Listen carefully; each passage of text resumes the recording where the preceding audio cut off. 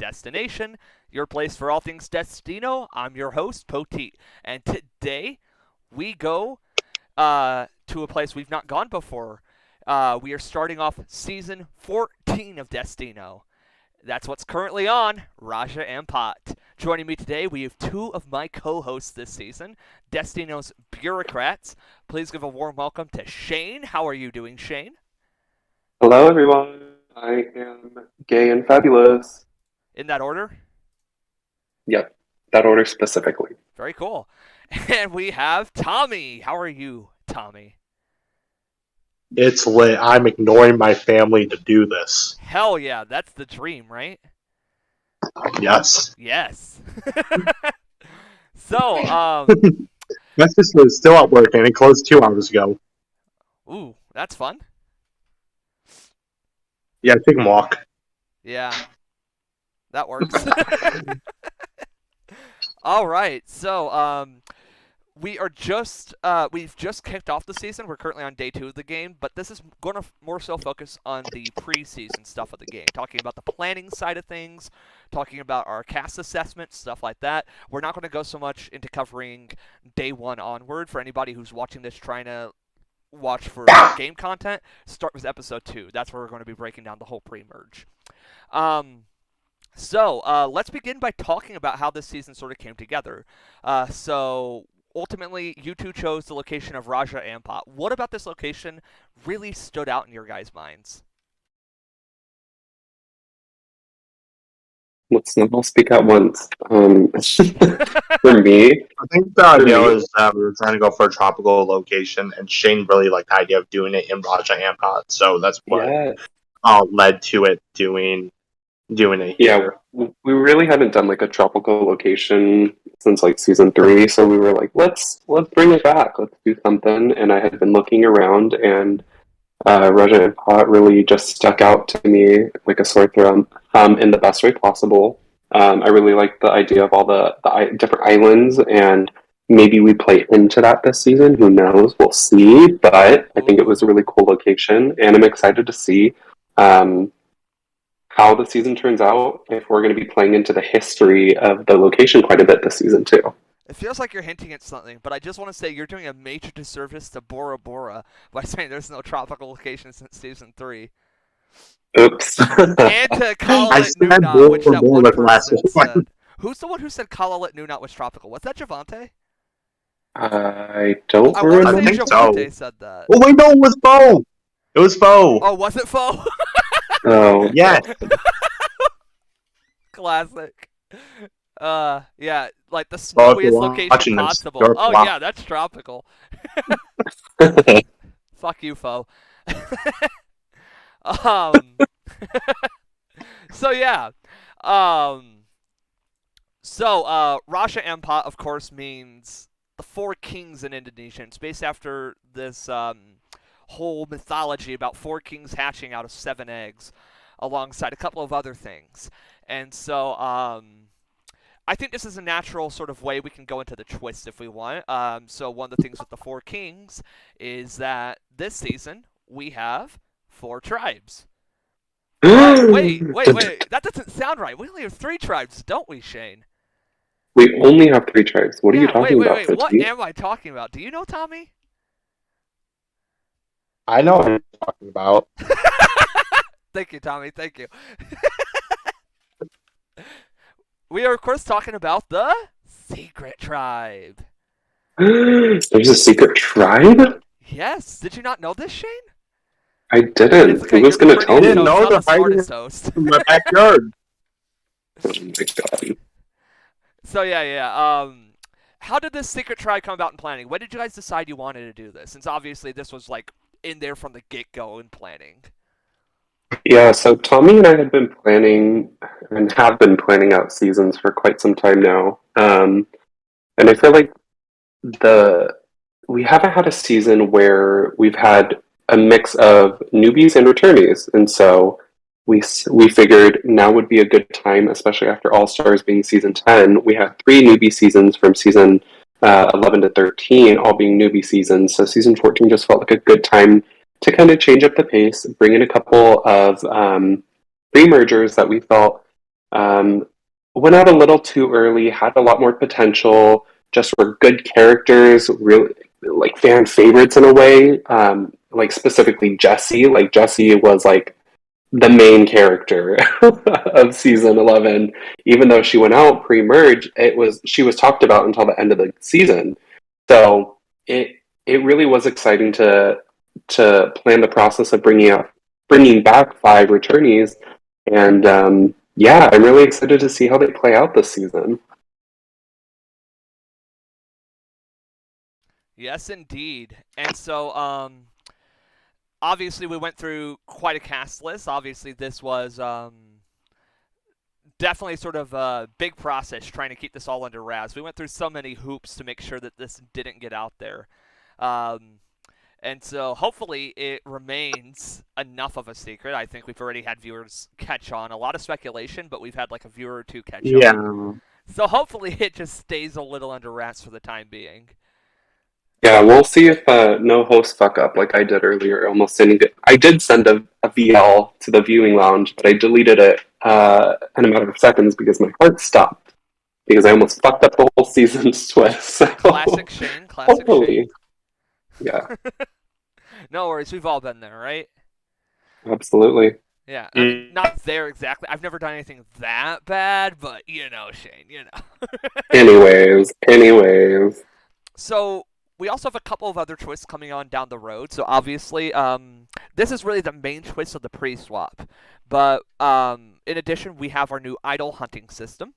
And so one of the things about Raja Ampat is it is like one of the best diving locations in the world. It is credited as probably the most diverse marine biome in the world in terms of like just like the amount of varied wildlife off the coast there. And so naturally we went with the idea of, you know what makes sense? What if they dive for an idol, you know? And so it's a pretty simple system. Basically, they can dive down to certain layers, and each layer has 25 spots to search from. But you have a limited amount of moves to search. Going down and up costs a move, searching a spot costs a move.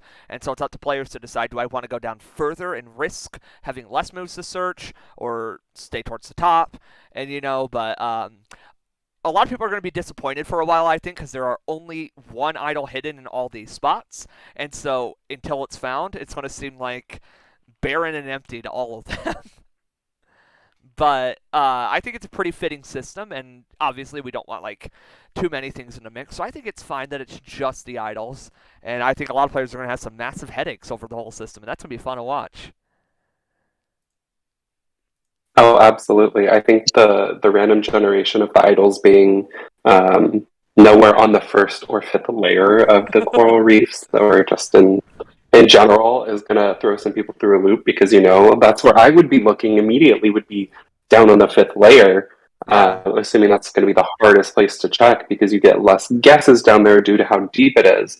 But there's nothing there, so quite frankly, it's going to be a little frustrating. So quite literally, if you surface every time, to search the 5th layer, it would take you 2 weeks to search. Just that layer. Gotcha. And we don't have time. We don't have time for that. They gotta work together. Yes, exactly. But will they? That's the question. I expect that you'll see factions form in every tribe to search for the idol. It depends on really the direction that it goes once challenges really come into play. But once we see tribes lose and alliances form, we'll really start seeing idols, yes, as shared. I ultimately expect every tribe will find their idol. I don't expect it to not happen that way, you know? And it's just going to come down to, you know, what alliances form, because the alliances are going to be crucial in finding it. But this system really is like true to real Survivor, where anybody can stumble on the idol in minutes. You know, you can get it on your first guess, but you probably won't. Yeah. So anybody could get it, even without help. So I've had that happen. I've had it happen in past seasons where it takes one guess on a huge grid and somebody finds it. So it can happen. Yep. And we'll see how it happens over time. But looking down the road past like these first few days, once we swap, we have a new twist coming to play. So the swap will take place over 3 rounds. And so harkening back to this idea of the 4 kings hatching out of these 7 eggs. So 4 kings hatch from 4 of the eggs. 1 egg hatched a girl, 1 hatched a ghost, 1 turned to stone. And so in an effort to sort of remember these eggs and the mythology founding these Raja Ampat Islands, these eggs are going to play a very crucial role in that swap. Would you like to shed some light on that, Shane? Yeah, so each of these eggs, I guess.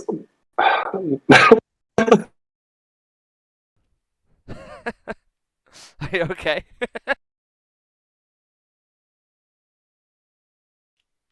Did Shane cut out, Tommy? I think Shane's gone, everybody. Probably choked on his own food. Probably. I'm back. I'm sorry. I got a call real quick. Welcome back. Wait. Okay, thank you. So, the twist is currently called Unhatched Terror because during each of these 3 rounds, after the swap, each of the eggs is essentially going to cause some chaos, release a twist onto the game, and so do you want me to go through each of them and kind of the idea we have? Why not? Just the existing concept, yeah. So yeah, okay. So the first round is going to be based off the girl egg, which the twist we're kind of working through right now is called the Black Death, where essentially 4 people from each tribe, since we'll be split into 2 tribes of 8, the 4 people who score the best on each tribe will basically win immunity, where the 4 worst people from each tribe will then go to their own tribal council, where one of them will be voted out. I'm a little curious how this will happen, how this will work out and play out, specifically because a swap will have just happened, and so it really is going to shake up the game quite a bit. They're not going to be expecting anything like this, so it's going to be fun to watch the chaos be unleashed with that. The second round, we have the ghost egg. So we have something to do with spectating. We're still trying to work it out a little bit. We don't have it finalized quite yet, but the ideas are there. We're still brainstorming, but I kind of like this idea of the king that round. If we're still doing that, I don't even know. Actually, I'll just not talk. We'll leave it at that. We'll leave it at that. Yeah. With spectating. Spectating. And then the third round, the stone egg. We're going to do a round of eclipse. So both tribes will play immunity, obviously, but they won't know which tribe wins. Both tribes will go to tribal council. They'll go through the vote. But the winning tribe, once the deadline hits for their votes to be submitted, will go to read the first vote, air quotes, read the first vote, and then it'll be revealed that they have 1 immunity, and the votes will not count. We won't show the votes. And they'll go back to camp and be happy. But the other tribe, sadly, will have their votes read, and will lose someone. So both tribes will basically have to fight for their lives to not go home. And one person, unfortunately, will go home in a sad way. I guess it'll be a little sad to watch. But yeah, those are the 3 eggs we kind of have going for us right now. The 3 twists. Yes, it is. So those should be some exciting rounds, especially because they're forced on them. Because I know we had previously talked about doing a choice, doing it players would have to choose whether or not these enter, but we wanted to steer away from that, having done that a lot in previous seasons. So this should be a nice little change from it, having just some intense swap rounds, and that leads us right into that merge, and it's just gonna, cause a lot more chaos, and that's gonna be so fun to watch, isn't it? Oh yes, I can't wait. We're merging at the final 13, which is the biggest merge we've done in a while. I think last time we did a merge this size was All-Stars, and before that I don't think we've done it. So it'll be fun to watch. And All-Stars obviously was more of a special case due to cast size and everything, with how long that pre-merge was. But yeah. Correct. And then during the merge, we have one last sort of big twist, and once again, I'll turn to you, Shane, if you want to explain how this one will work. Okay. So the last twist we have is called Destiny of Duos. Essentially, once we reach we're still working out if we want it to happen at Final 12 or Final 10, because of some history stuff that we kind of want to tie into the season theme and the location. Either way, it's going to happen either at Final 12 or Final 10. But essentially, the cast will be split into duos. They'll each be separated from the remaining duos.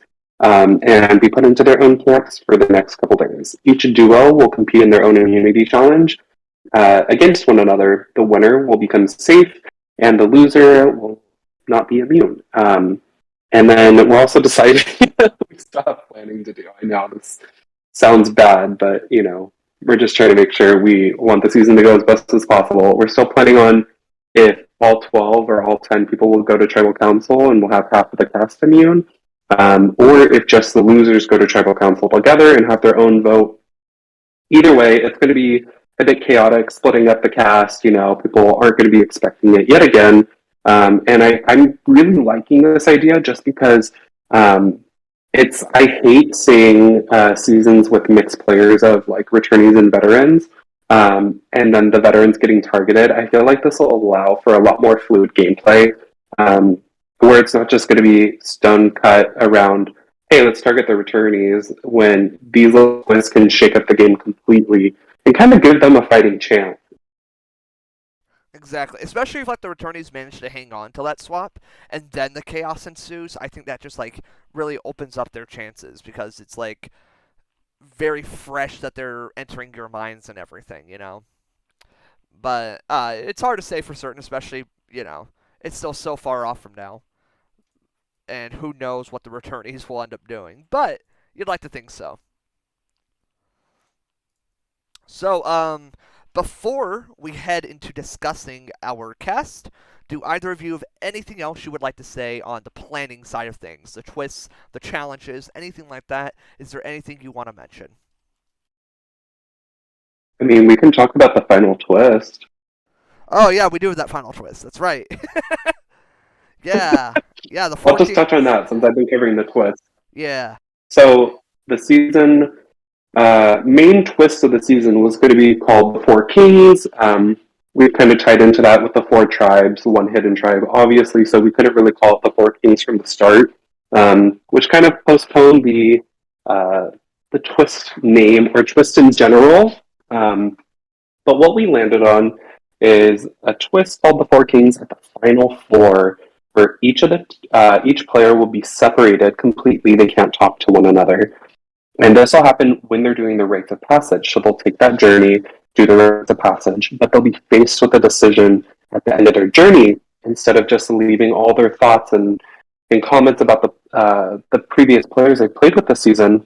They're going to have a decision on if they would like the vote, or they'll have to vote on at the final four tribal council if it's going to be a typical vote where all four players are allowed to vote for one another. Well, I guess for three of the others not immune, or do they want to vote for tribal council being a forced fire making, which the modern season of Survivors do this. I know it's a very controversial twist, but it's not something we're looking to do long term. I just think it would be really interesting to see play out for at least one season if it happens, because yet again, it is a choice that they can decide if they do or don't want to occur this season. And I believe this was Tommy's idea, and it was. Yeah, and so I'm excited to see if they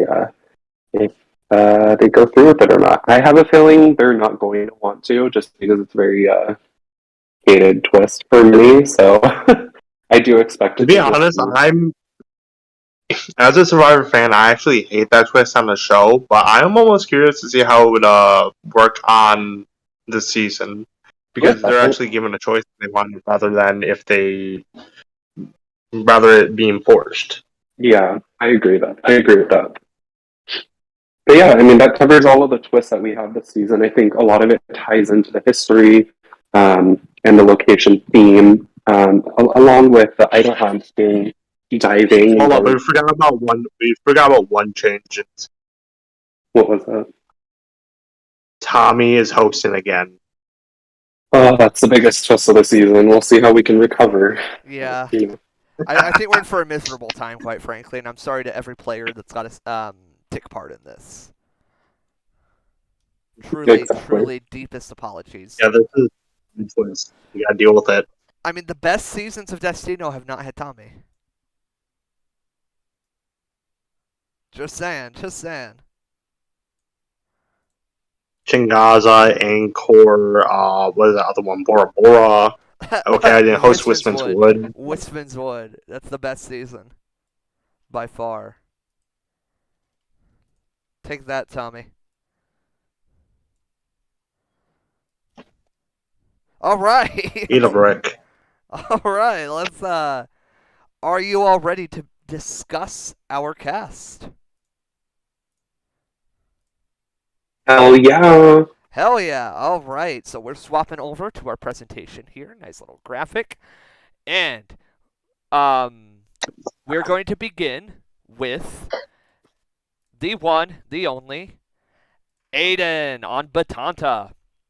So Aiden strikes me as a very just like genuine person, very like honest, a little innocent, and you know, I just see them as like very kindly. You know, I think there's somebody who will get along with people, but they strike me as somebody who's going to make very surface level connections, at least to start.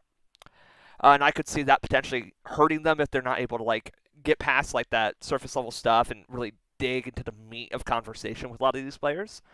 But overall, they're not the type of player I see going out like super early. You know, I think that they do show like decent chances when it comes to the social side of things. And yeah, I think Aiden will probably do pretty well this season. And I would expect reasonable chance at making the merge. Do either of you have any immediate thoughts on Aiden? Yeah, so real quick, my thoughts on Aiden coming into the season were very much like they do seem genuine, loyal personality. And I still believe that. I just think at the start of the season right now, they are a little overwhelmed with their personal life. And so I'm nervous to see how they manage to balance it all with the game. And I fear that they could be going out early if they're going to be too hard on themselves for not being able to commit as much time as they'd like to, which, you know, on a tribe of 5, it could bite them in the butt. But at the same time, I do think Aiden is a strong player that has time to rise into the game if given the opportunity. So I would love to see Aiden go far, and I think they can do well. I'm just a little nervous for them currently.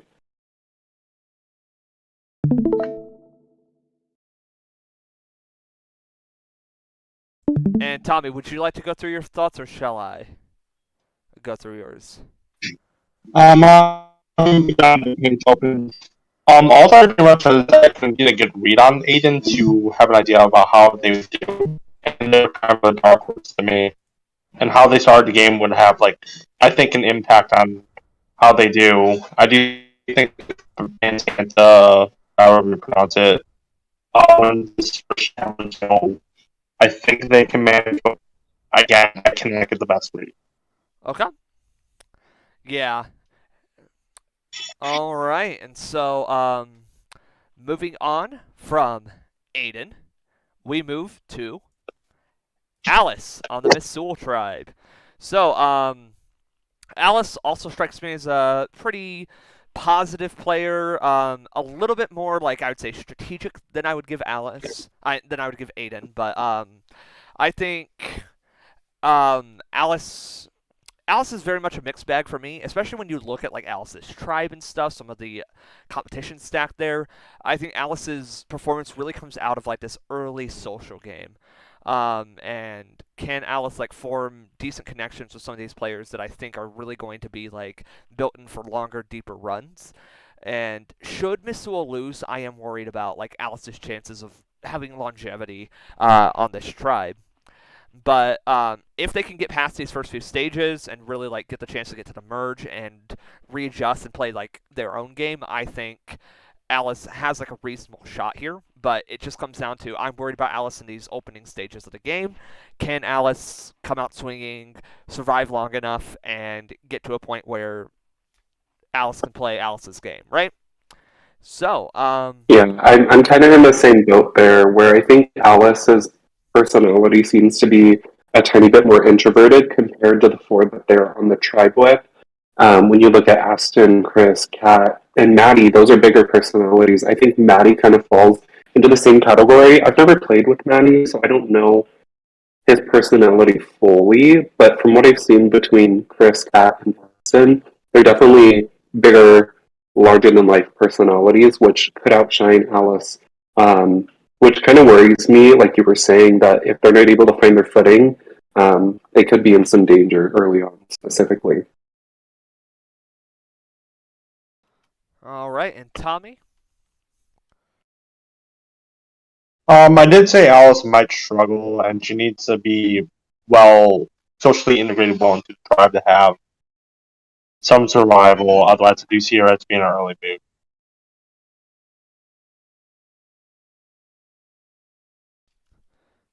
Okay. So, moving on from Alice, we have somebody I think, at the very least, I can say I'm more familiar with. I don't know about y'all, but this is Alex on Salawati. Salawati. I don't know. I'm going to go with Salawati. So, Alex is somebody I've seen around for a long time. I've hosted Alex like a couple of times, never played with. But I remember Alex as being somebody from like this Epic Mafia side of the community way back when they came in to the community. They were sort of like this big group migrating there. Like it was first like a lot of Tumblr people, and then Epic Mafia all came over. And I'm sure you all know some of the old Epic Mafia crowd that have hung around since then. And Alex was definitely one of them. But they're definitely a veteran. He's definitely a veteran of orgs at this point. He's played tons over the years. I want to say I've seen him around since like early 2017. I'd say he's definitely got a pretty big personality. He's really good at communication. Every time I've seen him, he's been a pretty strong social player, and I don't see that changing here. I just think it comes down to what Alex wants to play, because Alex said in this game he wants to change up his playstyle a little bit. He wants to relax a bit more, chill out, play that more mellow style. And so it's a departure from the Alex I've seen, who has been more of that like active player. And so I wonder how that's going to work out from Alex. Is Alex going to return to his roots, or is he going to chill out and play that? And if so, what sort of impact that could have on the game? I think so long as Alex stays somewhat active, he's got a good shot at making it far, just because he's so naturally affable. But I'm looking forward to seeing Alex here. And yeah, glad to see he's still around after all this time. How do you all feel about Alex? I don't know Alex well enough, obviously. They haven't been around as much since I've come into the org community. But from what I've heard and what I've seen, they seem like a really strong player who I'm really excited to see play this game. And I'm curious to see if the break that they've taken, or I guess the adjustment coming onto Discord, if it's going to be harder, more difficult, easier for them to adapt and play the game. We'll see. But I do think there's someone that has a lot of potential, and I'm really rooting to see how they do this season.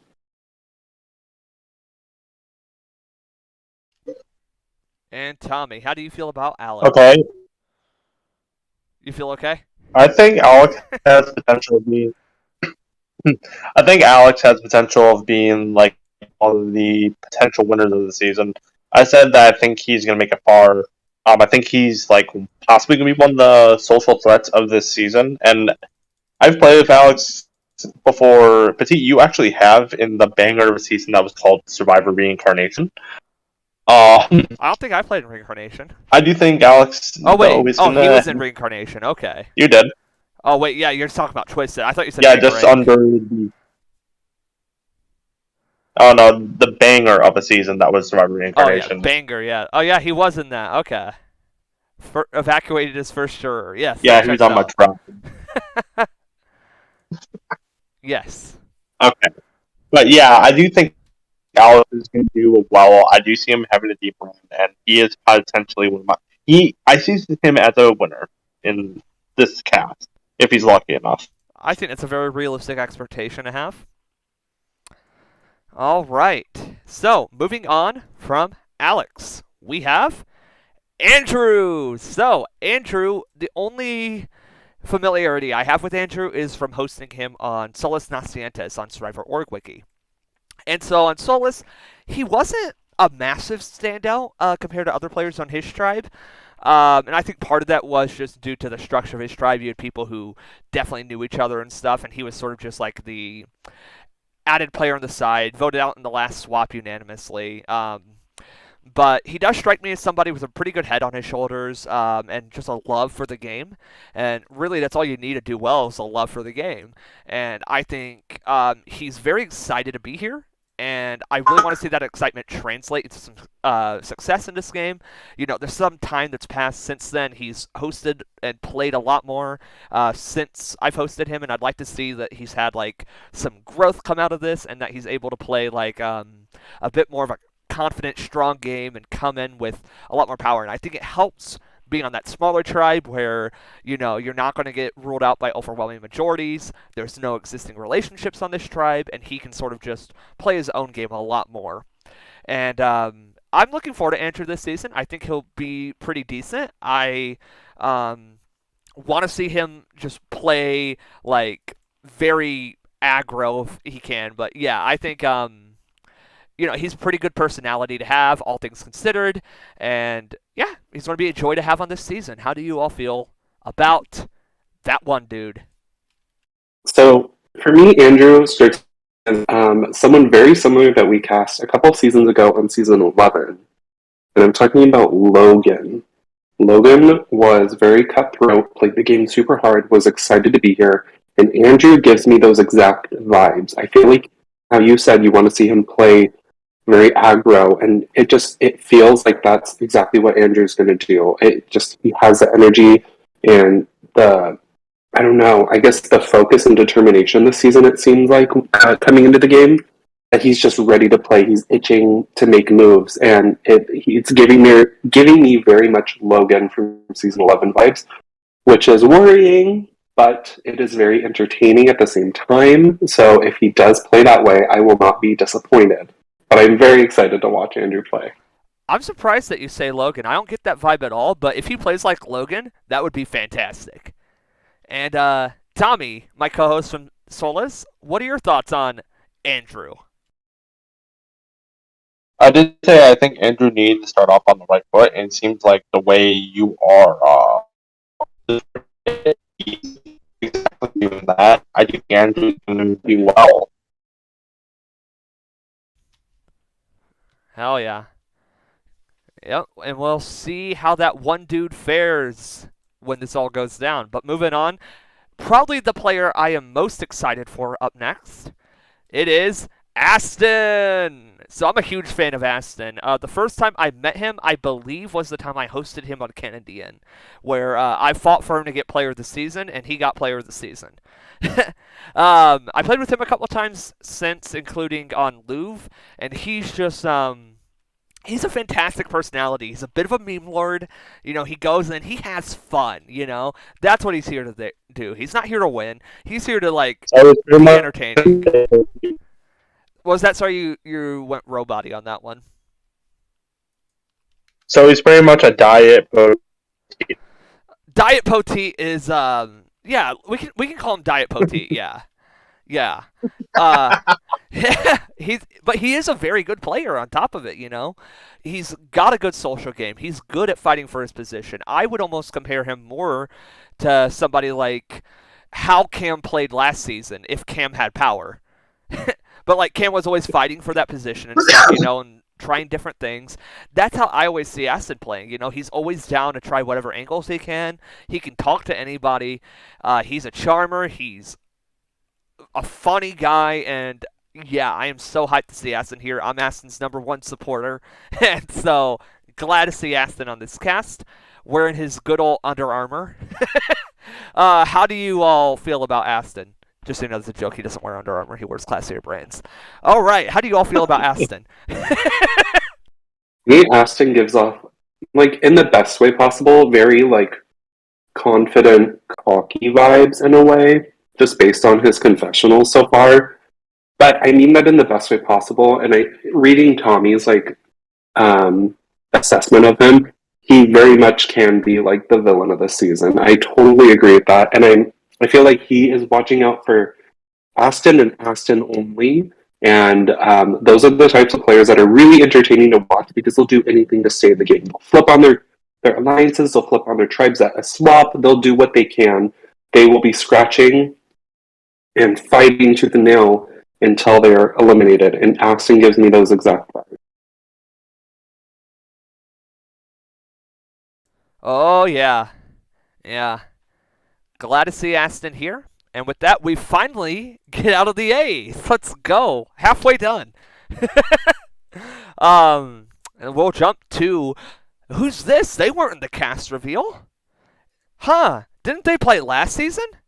It says we have B on the cast, Shane. B.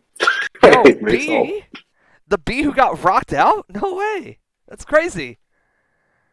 So we got B here, and so obviously everyone watching this knows that we have the secret tribe because you're watching this when the season's done. But yeah, B played Wisman's Wood, and B had previously been cast for another season before that, and so we were excited to have B on that season. And B comes in, and to start the game is probably one of like the middle of the road players in their tribe. They're not in that core majority, but they're not going home first either. But when she heads into the swap, that's when B shines, and B has like 2 great rounds in that swap, I would say, where she's like playing a lot of sides during the cart vote off, and then during the rock draw is like going back and forth between sides, and B survives that vote if she just waits a little to vote on the revote, because she was willing to swap hers. And she just voted too quickly, and that's why she got eliminated. There's so many things that could have changed to prevent that outcome, but it's how it happened. So we felt B absolutely deserves a second chance off that, because if that doesn't happen, B is in there for a long time because she's in a good spot with everybody else in that tribe, and I think she could be a dominating presence in that merge potentially. And so we're excited to have B back as the first announced member of the YGO tribe. What are your thoughts on B, Shane? For me, B was someone that I was super excited to have on a previous season. I believe it was season 11 as well. She was originally. Yes, season 11 she was cast. But she had to drop because I think she was too busy with personal stuff. So to get her back for season 13 was amazing. And she was one of the people I was most excited for going into the season, on season 13, specifically Wisman's Wood.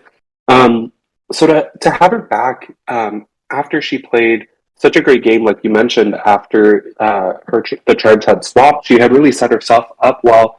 She just kind of jumped the gun into the voting on that revote and kind of threw herself into rocks, essentially. She could have easily set herself up so much better, but hopefully she learns from that and she takes a step back, breathes, and recollects her thoughts and talks to everyone before jumping the gun onto a revote, which obviously impacted her game and the entire game. Like you said, B could have been someone who could have dominated the season. So I'm super excited to see her.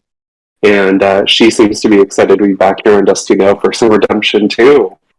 And Tommy is not with us at the moment, but he did write some thoughts down on every player. And so his thoughts on B were, I didn't host Wisman's Wood to get a good read on B, but she does strike me as someone who does well under the right circumstances. Last season she was rocked out when it appeared she was in a good spot. Hopefully she can pick up where she left off this time around. And yeah, obviously with the returning thing, a lot of it comes down to just like, we know how they play, but we don't know how they're going to mesh together. And like, I think we did a pretty good job of like blending 5 people together who don't have a lot of history, and it's going to be really interesting to see where that falls in. And I think B could be in danger if they lose like the first or second challenge, but give B time to get some roots in the game and get a little more comfortable, and I think B will be just fine, is how I see it. So yeah, moving on from B, we go to Chris on Missoul. So I think you're a lot more familiar with Chris than I am, Shane, but just some brief thoughts from me is Chris does also strike me as a pretty big character. She's a lot older than the rest of the cast here. And so with that, I think there's always that risk of being an older player, of being less able to connect with people, and you sort of have like natural language barriers in a lot of ways in terms of like slang and stuff like that, but I don't feel like I get that with Chris.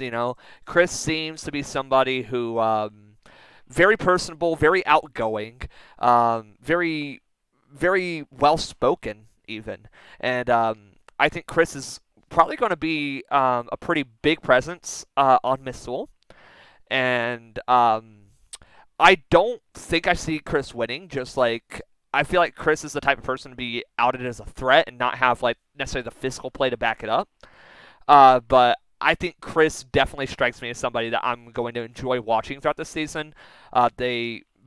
She seems very much excited to be here, and I look forward to seeing Chris's gameplay unfold. And hopefully, Chris like brings that sort of energy that we've had from players like Lucky last season or something, where it's a very different type of player within the dynamic of the season. Not that Chris is going to play like Lucky, but just the fact that like Chris plays so differently and is that different personality to shed some light on stuff. How do you feel about Chris, Shane? I love Chris. We cast her originally on season 73 of Maine on Lake Tekapo? Oh my god, I'm forgetting the name. Anyways, Tekapo is what I've always read it as. Let me double check. Tekapo, yes. Okay.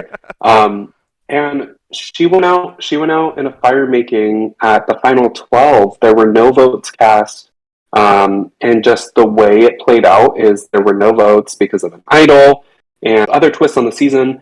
So it came down to a fire making challenge between her and somebody else, and she lost. But she was so, like, her energy just about the whole thing was great. She had such a great attitude. She's been so great to watch. She's sequestered on that just as a backup juror, but she's been so excited about the season in general. So to see her come into this org and bring a whole new light, it really does excite me because, like you said, she is the oldest person on the cast this season at 36. But yet again, we've had other older, I do air quotes, older women like season 12, the Serengeti, who was such a big player. And so Chris does give me those things. I think she's going to do super well, and socially she's super strong. She really ties together with people really well, and I'm excited to see her do that. I do think she fits on the Soul Tribe really well, and hopefully she can kind of tie in a person or two to her side and carry them with her and make it to the merge. I think she can dominate the game. Winning wise, I think you might be right. She might be called out as a threat towards the end of the game, but I would love to see her go far, make the end, and see her plead her case to the jury. It'd be fun to watch. So, as Tommy puts it, Chris I see as a dark horse. She comes off as someone who I think will be phenomenal in the beginning, and I think she'll have a fair run. Could be a fun one to see this season. Very apt, Tommy. So, heading off from Chris, we have Chroma on Salawati.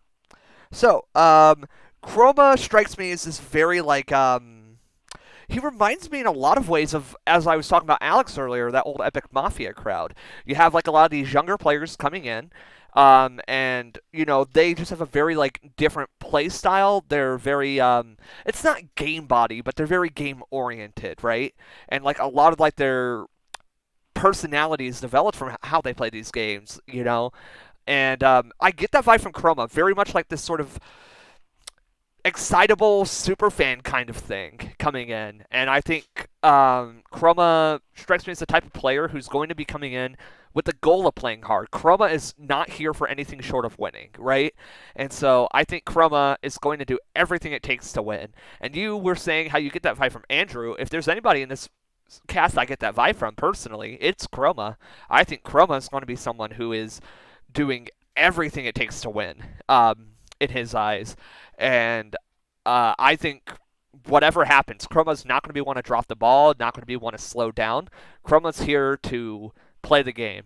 And anything short of playing the game is going to be something that I feel, in Chroma's mind, is lackluster.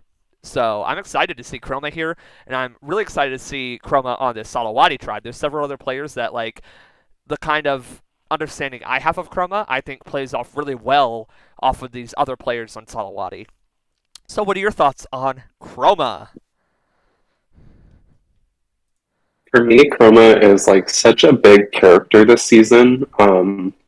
He really is ready to play this game. They are dedicated to writing VLs, confessional, all these things. They're ready to go. My only concern is, are they ready to go too hard, and is that going to shoot them in the foot? Or, I don't know. I'm excited to see him play. I'm just a little concerned with how excited he is. and if that's going to bite him in the butt in the long run. Early on in the game, I think he'll be okay right now. I don't think on his trip in San Wadi he's in any danger currently. I think he's probably one of the main people on the tribe that sticks out in the best way possible. But yet again, they are one of the younger players. They're 16, so hopefully he's able to socialize and build up his resume. But I do see Chroma as like a fun character this season. I don't think I have anybody to compare them with from like a past season. They just are. It's Chroma. That's who they are, and they're going to be their own character this season. So I'm excited to see them grow and flourish, and ready to see the chaos begin. All right. Chroma's chaos. Nameless chaos. And in the immortal words of our overlord Tommy, Chroma is going to be fun to have. He was very active and seemingly excited to be playing Destino. I do feel he has a chance to go far, and I think he has the qualities to be a standout this season. And I concur. Hear, hear. Moving on, we have L on Wygeo. So, L comes to us from Anchor, the first person eliminated via this weird twist fuckery that went on. I wasn't there for it, but Shane can perhaps shed some more light in a moment. But L definitely, just off of my brief sort of understanding, I think is someone who does strike me as a dark horse, right? I don't really know how L fits within this dynamic. Obviously very screwed in their in her original season. But I think L's thing comes down to like social gameplay, right, at this point, just because L obviously is the first boot. Definitely wants to steer as far away from that as possible this season. But just it comes down to a lot of factors, strength of the returnees and stuff, but I think L's going to be one of the bigger unknowns within the whole group. Everyone else might be a bit more familiar with each other from the sense of they were all involved with Survivor Org Wiki recently and stuff like that, whereas L, I think, is a lot more of an unknown figure within this cast, and to me personally, so I don't really have much of an opinion on L. You know, there's no interview to compare with, so I'll just let you take it away, Shane. What are your thoughts on L? For me, so on season 8 on Inkor, it was a really interesting twist that happened. It essentially was the two people with the most votes would go into a duel, and whoever lost the duel would go home. So we had a cast of 18, and they were split into 3 tribes. So they were on 3 tribes of 6. So it was only 6 people voting at their tribal council. They knew and were aware of the twist, and they decided to split the votes 3-3, and L was one of them, the other being Micah, and unfortunately L lost the duel and was eliminated the first round. I don't think L would have been the target had this twist not been there. I think Micah would have gone home first. It just was an unfortunate event for her, and so, you know, I'm excited to see her back this season. I know she obviously does not want to be first boot again, but I do agree that they are more than likely, of the returnees, the one that's likely on the outs in a way of the no. Like, I guess, who's familiar with one another? Like you mentioned, B, Gatto, Jalen, and Jesse, all the people on her tribe have all played main. Probably like at least somewhat familiar with each other. Like, they may not have spoken, but like obviously like Jalen and Jesse are playing together now and stuff. But like I think before this, there's just like passive familiarity at best. But like it was like, oh, I know their name. Oh, agreed. You don't have that with L with these players. Agreed. You don't have like, oh, I've heard of L. Yeah.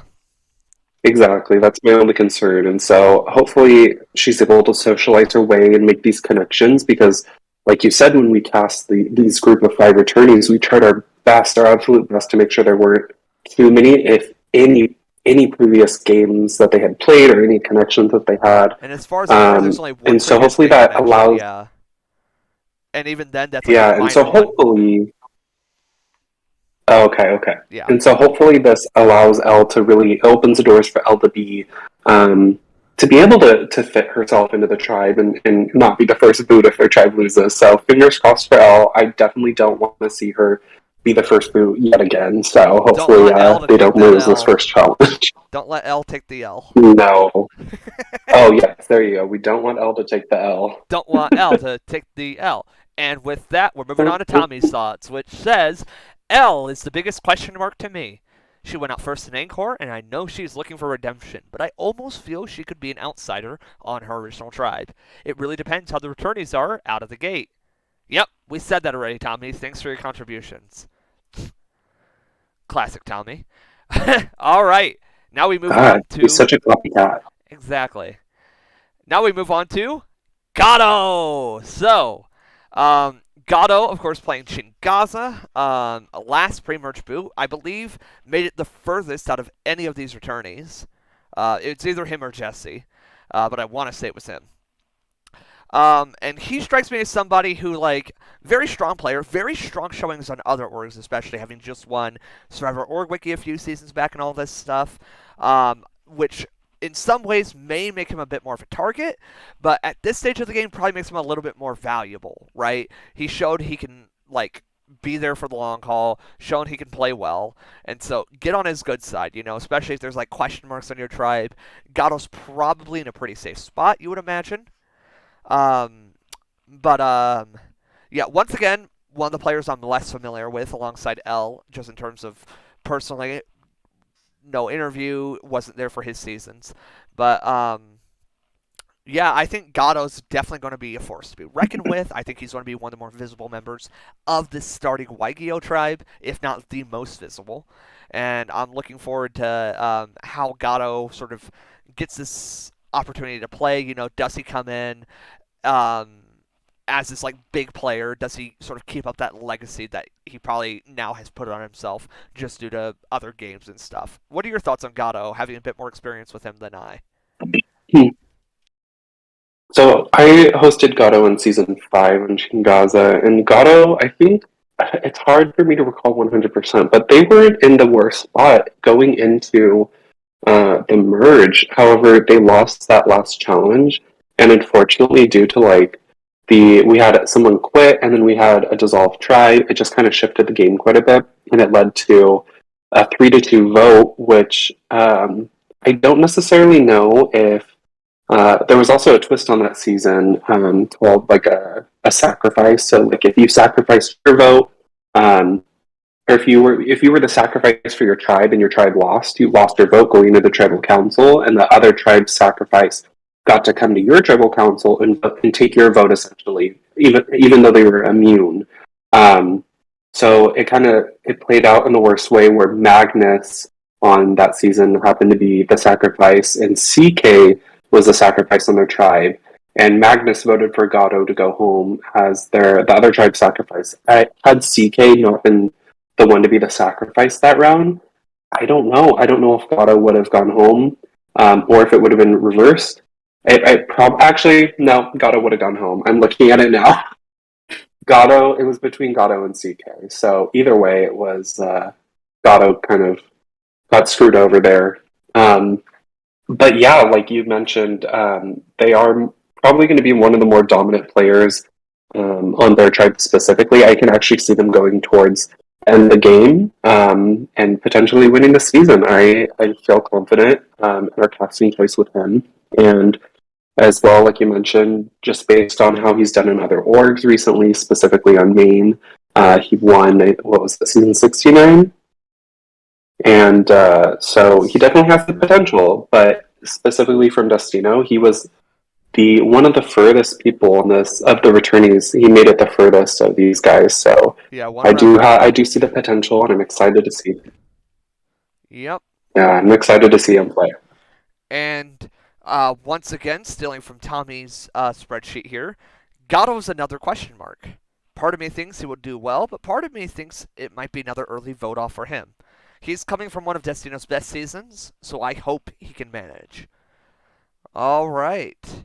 And with that, we're going to hop off the returnee train for a little bit and move over to Haley on Salawati. So, Haley, to me, I just get this vibe of, like, very, very, like, socially apt. You know, I think Haley's very much a socially minded player. I think is going to get along well with a lot of people. But I think generally, I would describe Haley as pretty laid back too. You know, and sort of like a personality that's going to be like down to hang out with whoever, down to work with whoever, and that's a very good thing to have in Survivor. That was my whole mantra back when I was more active, and I always got far off of it. And so I think generally, like people who have that personality can just like sort of chill out, and the game just like gets them to a place where they can play something else and start getting more aggressive. And I think Haley's somebody I expect to be pretty well set up. I think she's going to have a pretty good start to this game.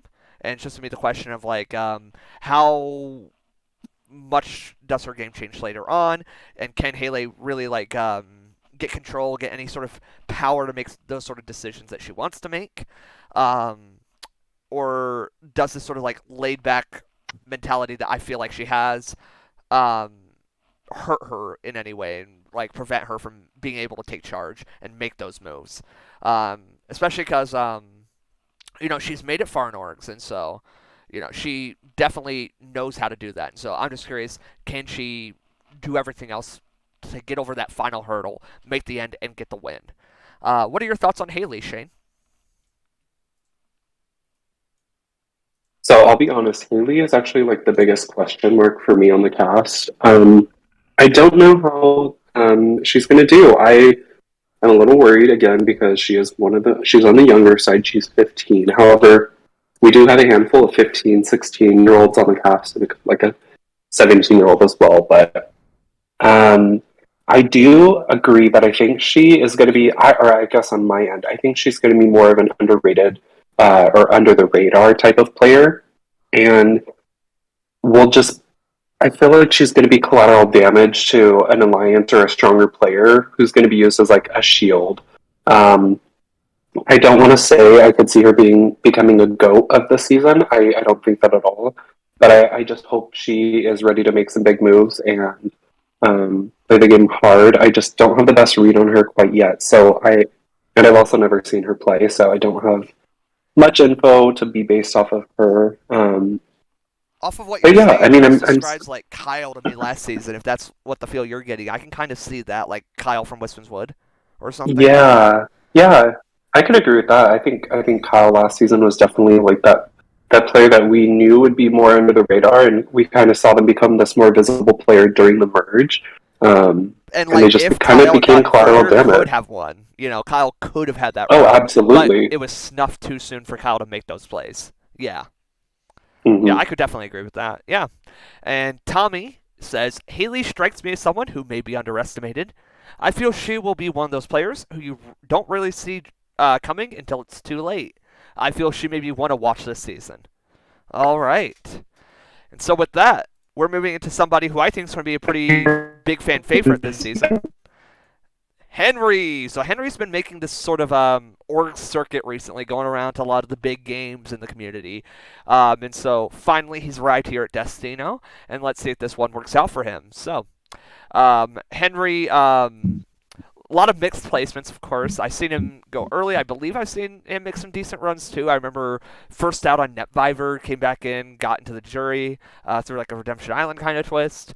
So I would say that strikes me as like Henry's probably pretty good at challenges, especially having seen Henry play the challenge a couple of times. You got to imagine probably an asset Henry might have in their pocket.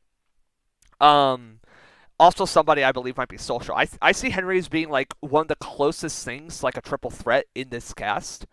I don't think we necessarily have anybody exactly fitting that bill, but Henry makes a pretty good case towards it. And so I think Henry's going to be an invaluable member of this early Salawati tribe, and I would be shocked if he doesn't make that swap stage. And ultimately, I think Henry is going to be one of the more visible players for their time in this game.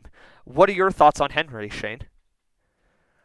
I absolutely adore Henry. From what I've seen, they are going to be a powerhouse this season.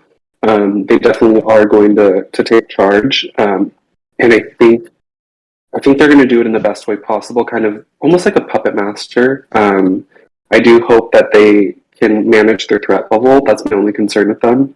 But I'm so excited to see him play. I have such a good feeling and such high hopes for him. And I totally agree with him being probably the best well-rounded triple threat this season that we've cast. But obviously, if he can't maintain that threat level, I could see him biting the dust a little early. Maybe, I guess not super early. I definitely could see him at the swap or early merge getting taken out if he's not careful. Exactly. And in the oh-so-famous words of our celebrity crush, Tommy Revolution, Henry, I feel you will be one to look out for this season. I get the sense he will be one of the strongest social players we have, and I think he will be able to manage in the game just fine. All right. So, moving on from Henry, we have the last member of Salawati, Jay. So, Jay's Monogatari, first off, I know I've got a couple comments on this, and I think I did perfect, okay? I just want to make that clear for anyone watching this. I did perfect with Jay's Monogatari. So, I just want to make that remark super quick. But Jay's very, very interesting. I don't know if you remember much from Jay's application, Shane, but their whole thing was they're going to be like the mastermind, perfectionist villain kind of thing, right? And they're going to like use people to their advantage and think 3 steps ahead, and they're paranoid and everything, and it's going to be fun to watch, and I hope that they are that unpredictable and erratic. They literally said, think Tony, but 10 times worse. Wow. Hi, Javante. Welcome. We got Javante in here now. Javante is gone. Hello, Javante. Javante. Javante. Give me 1 second. Hello? Okay. But, yeah, I don't know about Jay. You know, this could all be, like, talk, you know. It could just be Jay saying things to get cast. But I hope Jay plays that way, because I love seeing that. And then, like, you think about, like, the other people on Jay's tribe. That would be so fun to watch, you know, certain people, like, getting together with this, like, chaos, overwhelming kind of strategy. So what are your thoughts on Jay? So for me, I do remember Jay's application quite a bit, mentioning specifically that Tony comment, but playing as Tony, but 10 times harder or better, whatever, you know. 10 times worse. Or not worse, but you mean like villain-wise worse. No, they said 10 times worse. Oh. I think that's the context they meant it in, like, yeah. villain-wise. Okay. Yeah. So, but I totally agree with, like, I would love to see Jay pair up with a couple other people and just be like this chaotic villain tribe or chaotic villain core. And for me, the vibes would be with Andrew and Aston and Jay. Like, those 3 together, I feel like would just be total chaos. Yo, that would be lit as hell. Yo, What are we talking about? welcome, Javante. We're going through the cast assessment right now if you want to hop in. Oh, okay, cute. We're Sure, why discussing not? Jay right now, if you have any thoughts on Jay. If you want to read for a Jay. second, I have Tommy's thing I can read as well. Sure. Okay. So, Tommy's thoughts on Jay. Jay, I feel, will be a villain this season. They mention they are unpredictable and want to be controlling, and that can be either really good or really bad for them when the game kicks off. I do see small potential in an early game burnout, but who knows? And you know what? I agree with that. You know, Jay just strikes me as wannabe villain, and I want Jay to be a villain too. Is exactly how I feel. Yeah, I kind of get that too. I mean, honestly, I haven't seen much of what they've said so far in like Tri Chat and stuff, but it's kind of giving, you know, I want to be iconic, but I'm not iconic, so I'm going to fail horribly at it. As mean as that sounds, so I'm just like, I don't know. I feel like they're honestly, if they survive their first tribal council, I will be very shocked, is all I'm going to say. I came in and heard Javante say, I am not iconic. That is what Javante said, word for word. You heard that right. No, that's not... Okay, sorry, let me try again, since... That is you know, exactly what Javante said, word for word, no questions asked. I'll let you live Who in are you that guys on? We are on Jay. I just read out your thing, but if you have anything beyond that you'd like to say, you can say that on Jay. I have nothing to say right now. Okay. Oh. Okay. So let's move on to the next member of our cast. We have Jared. So Jared comes to us from Lake Tekapo, another player from that season. Jared is someone else who strikes me as like, you know, they say he says he wants to be like laid back this season and just like be chill. I see him as more of a leader though, sort of the vibe I've been getting from Jared. Someone who's going to take charge and like, you know, run the game their way. He may attempt to be like chill and laid back, but I don't think that's going to work out for Jared. Not in these small tribes or anything. You definitely need like somebody who's going to step up, and I just feel like Jared has like that natural inclination to him or something. I don't know, but you know, I think he's going to be a pivotal member of this Batanta tribe. And overall, I get good vibes about his longevity. I just don't know the direction that his game's going to take necessarily. And so maybe someone with a bit more knowledge about how Jared played wants to shed some light on their thoughts about Jared. Oh, that might be me, because I just hosted Jared. If only one of us hosted him before. If only. Oh my gosh. So with Jared, I'll be honest, I don't recall a ton of Jared's games, specifically from Lake Tekapu. Only because I had a lot going on during the time he was voted out, personal stuff, so I didn't have time to really be involved as much as I wanted to. However, I remember the early game, Jared was definitely involved closely working with people. He was very loyal to people that he seeked out to work with. So I do see Jared being this loyal companion, ready to fight for his alliance, ready to go to war if he needs to.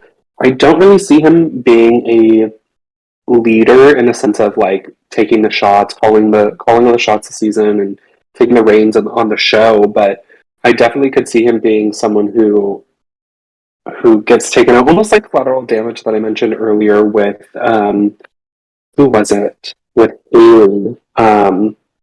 Like if they're too loyal and to their tribe or alliance, and that could easily come back to bite them in the butt. That's my only concern for Jared right now. I think socially he'll be okay. He can make those connections. But yeah, I don't really see him as like the strongest player or the weakest player whatsoever. But I'm excited to see him play again and have another shot. So yeah. Javante, Tommy, do either of you have any thoughts on Jared? I'm to be seen. As far as the leadership stuff goes, I definitely think he could definitely rise as that, especially when you look at the fact that he's basically the oldest person on his tribe. That I don't know. I mean, Mister in my 20s doesn't want to be specific. I'm not sure, but he's the only he's the oldest person on the tribe, which usually and likely has more experience than some of these people. So I can definitely see him, just naturally being like, hey, let's do this, this, and this. But in Survivor, a lot of times, with that also has risks because people can think you're bossy or trying too hard to be in charge. So if these are the type of people that don't like leadership people, then that could also make him a potential threat early on. So, but I think he has enough, charisma and just, awareness in the game that like he would be able to, work around that if that even came up. So I definitely see potential, but I'm not calling him like, a definite contender quite yet. All right, and Tommy.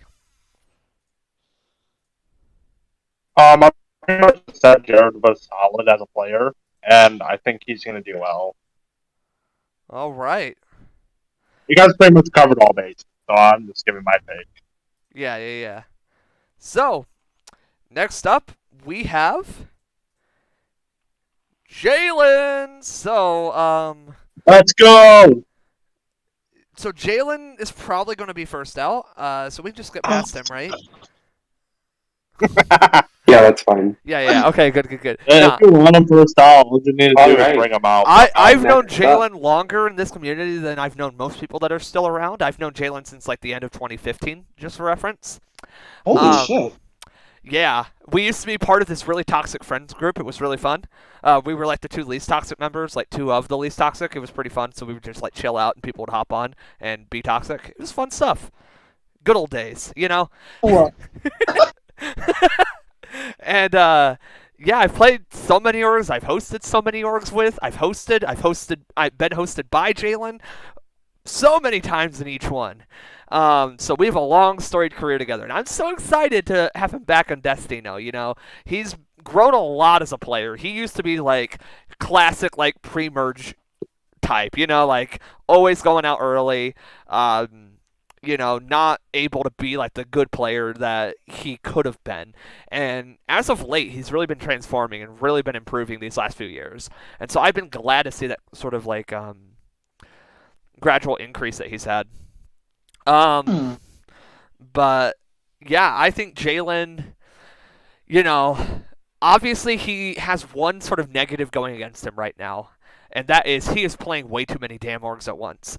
But I mean, if that doesn't bother him, I think he'd be a pretty good force. But I mean, obviously, if you're playing 2 Survivor in a challenge game, and all 3 of them you're like a returnee in and all this stuff. Actually, I don't know if he's a returnee in the challenge, but you get my point.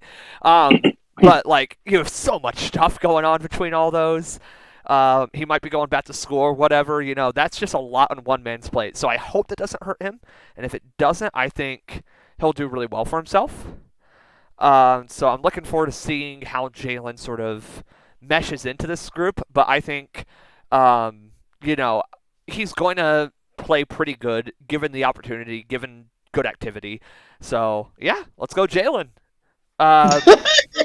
Yo, who else has thoughts on... also, I want to say Jalen hates Aston. So, moving on to wait, does he? Why? What? He hates Aston for, like, 2016. I don't think they actually hate each other anymore, but he used to hate Aston, like, 2016, yeah. What game did they play together? Wait a minute. Oh, they played together back then, yeah. Like, Oh don't my forget, this is God. the Aston who played Season 1 of 703. Yeah, yes, I Yeah, know. yeah, I yeah, very yeah. much am familiar. Yeah, Javante. But look. Yeah, I don't think they actually hate each other. It's more a joke, but Oh. I think they used to have like negative gameplay experiences. Like, I mean, Jalen and Joe used to have negative gameplay experiences. Now Jalen and Joe are in good terms, that kind of stuff. Jalen just has problems with people. Jalen is Petty. Jalen's petty all the time. Okay, well. Is he petty or do others petty? That's the real question. Oh, Jalen's hella petty. You can't tell me Jalen's not petty. You can't tell me that. Oh, okay. Jalen's going to listen to this and get mad at this, and that's going to prove my point. So, all right. Fair enough. Who else has thoughts on Jalen? I mean, I think we all know, like you said, Jalen is a pretty popular person, at least among this section of the org community. You know, I don't have as extensive of a history with you, although I just remembered that literally I played Canadian with him, so that was fun. But And Warriors also, Revenge. yes, and Warriors Revenge. You know, I guess I joined y'all's duo and turned into a trio, and that was fun for the 2 seconds that it lasted. But yeah, like, he is a very solid competitor and has definitely risen around of that. Okay, I can't speak today. Okay. Has definitely joined the ranks of, you know, I would say he's probably one of the greater players that have like never really won. You know, it's like, despite his experience and despite how great he is, you know, he just hasn't hit that note of like really, you know, clinching a win. But I think that he's slowly getting to that point where he could be, and this might, I mean, I don't want to call it and just say that this is the season to win, but like, you know, if he can if he manages everything the way that we know he can, you know, I say it's very likely for him. Oh, whoa. Let me just stop you right there. Jalen has one. He won a Danganronpa org. So let me stop you right there, Javante. And when? What? And no one told me? Wait a minute. I want to say it was a Dangan. It wasn't Survivor. There was like this thing where I kept making fun of him for not winning a few years back, and he was like, "I have one, so go off." And okay, it was just that he'd won like Danganronpa or something. So I just made fun of him even harder. Oh, we gotta talk about that. Oh my god. I mean, honestly, winning that is better than winning Survivor. So I don't even know what it is. I just know the name. It's a video game. It's one of my favorite video games. That's neither here nor there. Drama Naruto Danganronpa. Got it. All right, Shane. Literally though. Shane, what are your thoughts? I have very similar thoughts to what you mentioned earlier. I'm a little concerned with how many games Jalen's currently in, and I'm playing in one of them with Jalen.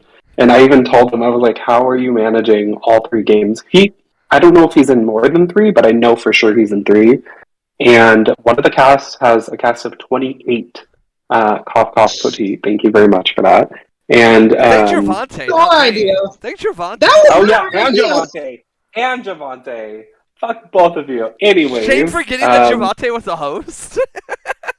Wow. Wow. After I went all the trouble of almost faking your mangas before I gave it all to computer. Almost. Javante made every manga. Okay, Javante made every manga. No, but that is my biggest concern is like Jalen being in so many orgs and also going back to school soon. I definitely am a bit nervous for him. However, he is one of the people I'm most excited to see back. Just because I originally played with him on season 1 of Destino, and I also voted him out, and I feel bad. So like, I want him to have this opportunity to shine and do well this season. And Jalen did not deserve to go out unanimously on season 1. So I'm also excited to have season 1 representation on Raja and Pot. So I am kind of rooting for Jalen to win here this season. Well, if Arlie has shown us anything, is that doing 500 orcs at once is great for your mental health. Also, I played with Jalen in Warrior's Revenge. I also noted him out there. But he voted for me to win. Yeah, but he voted for me to win the game, so...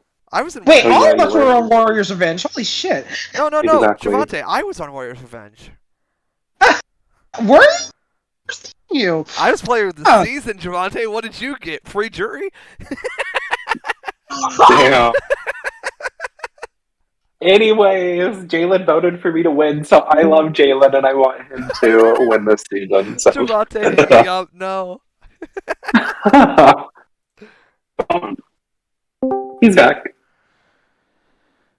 Welcome back, Javante. How dare you? I like we're spending like half an hour just on Jalen. All right. I know, we need to hurry up. Let me quote Tommy's words here. Jalen is the one who I'm most definitely excited to be back. He really didn't have a chance in Rwanda to show what he has, so it's going to be fun. I feel he will have the best shot of the returnees on making a deep run. All right, and with that said, let's move off of Jalen in this conversation. And on to the last returnee, Jesse from Kalalit Nuna. And so Jesse was one of 2 fitting returnees for Kalalit, and I know there was some discussion on which one it would be at the time.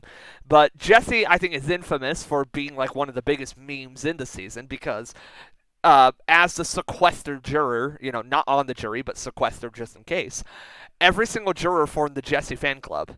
And so all their names were like Jesse Fan Club Treasurer, Jesse Fan Club President, Jesse Fan Club Secretary. Yeah. And so all of them had nicknames like that. And it even led to Final Tribal Council drama where Logan named himself not in the Jesse Fan Club.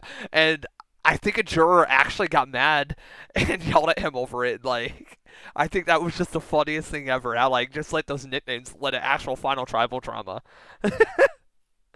But, so obviously I think there's going to be a lot of excitement from the Kalalit crowd when Jesse's back, especially because Jesse just did well in Survivor Orc Wiki and all that stuff, right? So, obviously, a bit of a cult following in a way for as far as Destino followings go. And I think Jesse does have real good potential. I think Jesse, that swap goes differently. Jesse's in that merge, there's other factors that go on in Kalalit where Jesse could make that merge. And with how dynamic that merge was, anybody who made that merge could have won. And I think same statement goes for Jessie, where Jessie could have won had she been able to make it to that point. And it was just like a rough product of how that swap shook down all of her allies being on that other tribe away from her. And so really hoping that, Jessie can come in and sort of get back into that same level of gameplay and this time actually make it to the merge and break past the unfortunate situation that happened in Season 11. So, who else has thoughts on Jessie? So I'm just going to say I absolutely adore Jessie. I'm excited to see her back.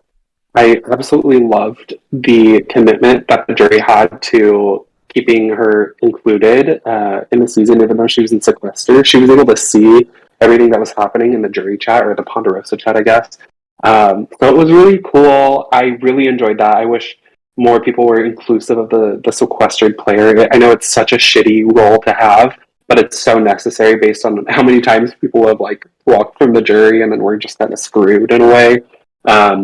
So it definitely can be the toughest spot to land in on a game. And so Jessie just took it super well. She had a lot of fun with it. Such a great sport, and that absolutely drew us into wanting to cast her again. But also, it just the sweetheart, and I'm excited to see her play. And like you mentioned, she's done well in a handful of orgs. She's known to be typically a social player. Some people may not be as connected with her socially, or may struggle to talk with Jessie. But I definitely think once Jessie finds her footing, she's very loyal. She will ride and die.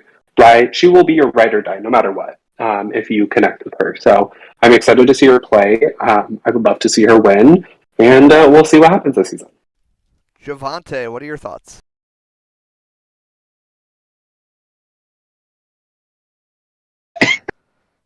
So maybe this might be a little controversial. So first of all, Jessie is kind of in the same camp as Jalen, as somehow I've hosted her 4 times in the last 3 months. So she's definitely someone that is playing a lot at the same time.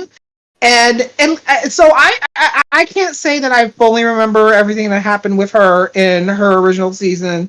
I just know from my experience with her, I'm not 100% sure how she's going to do, because she just plays very under the radar, and not in a fun way where it's she's doing stuff in the shadows and things like that or whatever.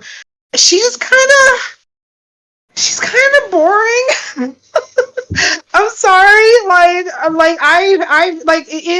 in Maine, while she did make fourth and everything, she was definitely one of the more quieter players. And outside of a few moments of spiciness where she decided to say screw it and do some wacky stuff, it's I didn't really get a lot from her. So I don't really know. Especially considering the fact that she, again, is also doing a lot of orgs at the same time, I don't know how she's really going to fare, because, she's not necessarily a big personality, but I also understand that she's very smart, and when she is playing, she can be very strategic and very good at the game. So I don't think she's going to be early by any means, but she might have to fight to finally make the merge this time, because I feel like a lot of the other people, especially once we swap and everything, she's going to have a lot of bigger personalities that might just, take her out if she isn't matching their energy, is what I would say. And in the Holy Scripture written to us by our Lord and Savior, Tommy Revolution, Jessie, I feel a lot of people will be excited to see back. She was the sequestered icon in Call Lit, and that season she had it rough, going to a bit of the tribals and ultimately being the final pre-merge vote-off. I feel this will be a season Jessie will blossom in. Alright, we got 2 tribes down, 2 tribes to finish up. Moving on to the next player, we have Kat. So Kat strikes me as the central figure right now, just in terms of who's going to be the strategy focal point on Missoul. And I think that has to be Cat, right? You look at the rest of the tribe. Cat strikes me as like, very game oriented. You see like their start to the season stuff. They have confessional cards and all these things that they're doing, and lot of thoughts to kick off the season and stuff. Really analytical mind behind Cat, and I think Cat's definitely going to be like a player this season. I'm looking forward to seeing how Cat like really works when it comes down to a sense of longevity. Once we move past these tribes, does Cat have like the ability to adjust and reshape his own game in order to acclimate to the new tribe divisions? But Cat definitely strikes me as like someone who's going to really come here to play.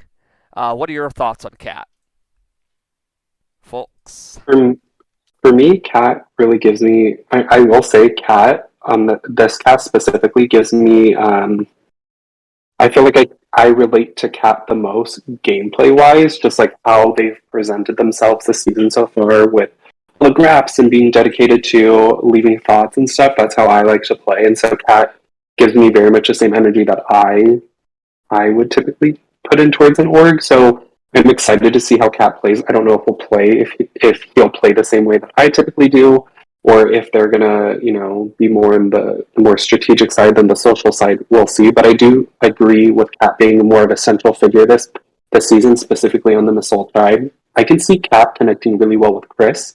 And potentially Maddie, we'll see. I just don't know how those connections are going. Obviously, we don't see all the DMs that are happening, all the tribe chats that are going. But Cat really is going to be, I think, a central figure this season on the cast if they're able to work their way into the merge.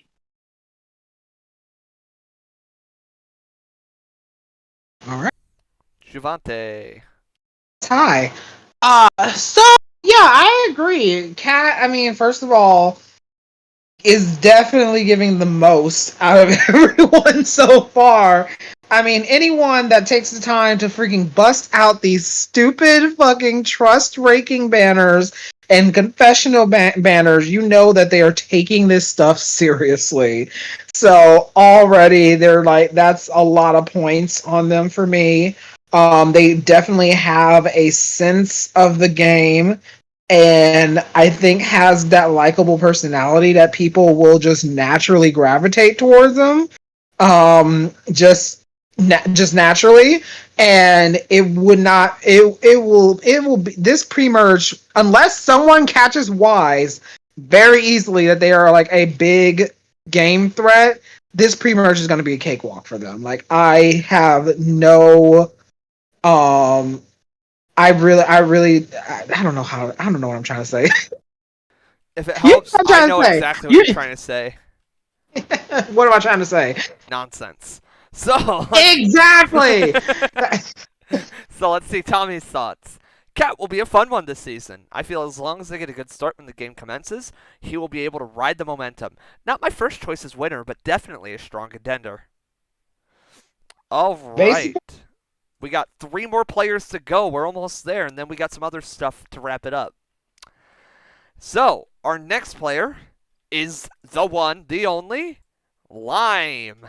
So, Lime was like one of the last people we selected for this cast, if not, I believe, was the last person we selected for this cast. And I believe Lime, sort of a mixed bag to me. There's nothing necessarily about the application that really revealed like so much like this is exactly the type of person I am, this is exactly the kind of play style. It was a lot of just like sort of easier statements, I know a little bit about Lime, I just don't know so much about Lime within a game context, is what I would say.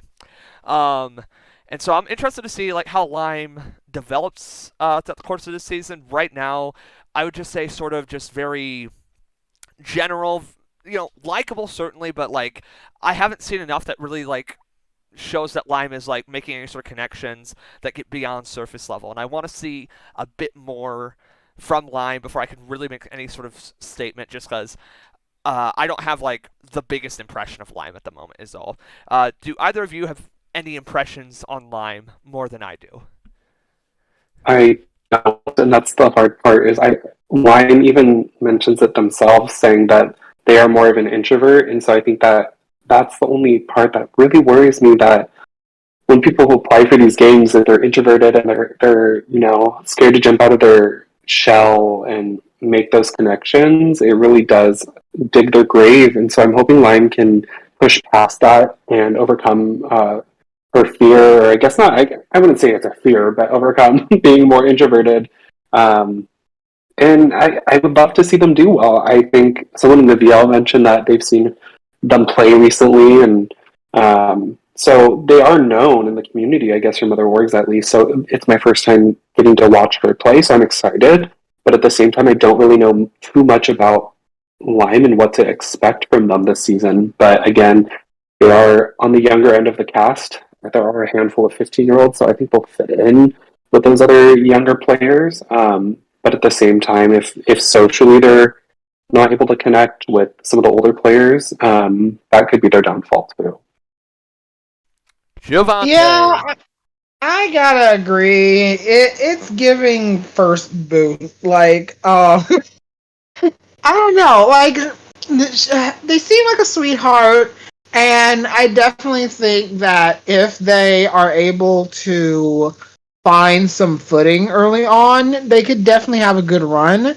But I'm just not seeing any personality that really tells me that they can really succeed in this game. So unfortunately, unless they pop off, within the first episode, I don't really see it for them right now. You don't need a personality to succeed in Survivor, okay? We literally had Cam make Final Tribal Council last season. Javante didn't get it. Okay. And then Tommy, I didn't get it at all. Tommy's thoughts. I can't get the best read on Lime. She needs to have a good start out of the gate, I believe, though, because I feel she may be someone that is easy pickings in the event her tribe goes to tribal. Lime needs a strong start. All right. So, moving on, we have Logan. Logan is another person who's coming in, the younger, excited super fan, wanting to play the game, and so much energy displayed. Shut up, Javante. No one asked.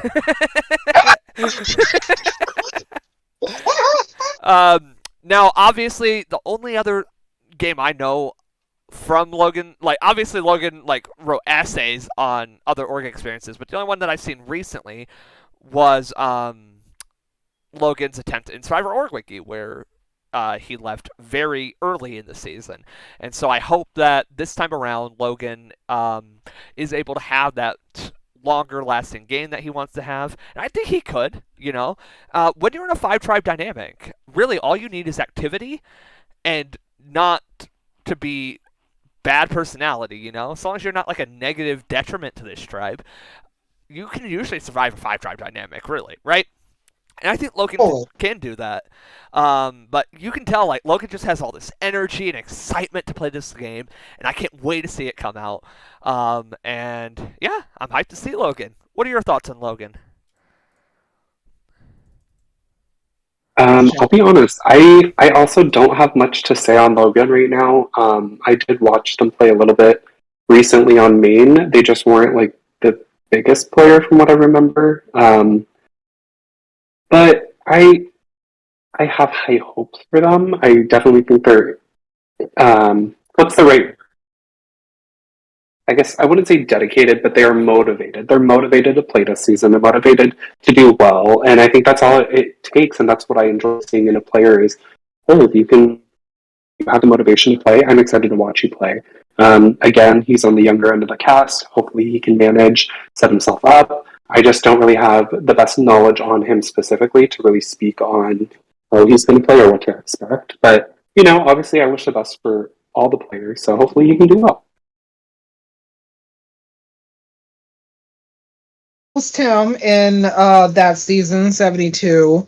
I Logan was a lot of people in that pre-merge were people that we felt had a lot of potential that just got heinously robbed out of nowhere.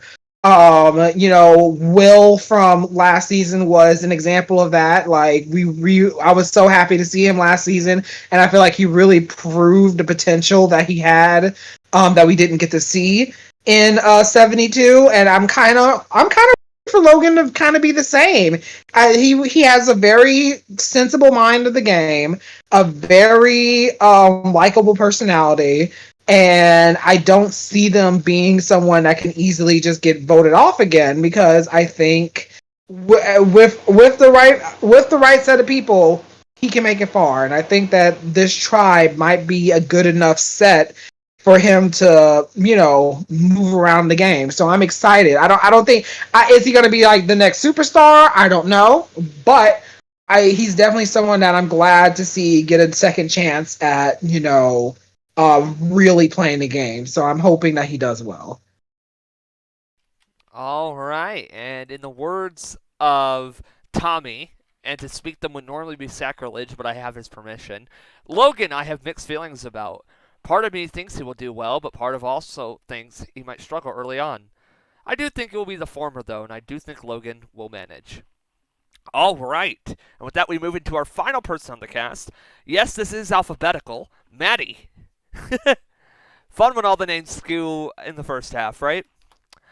So, Maddie, another player who's been making a lot of rounds in the orgs recently. We've wanted him for several seasons now. I think every single season since 11 or 12, we've had him apply or, gotten really close to casting him and stuff, and it just has never worked out.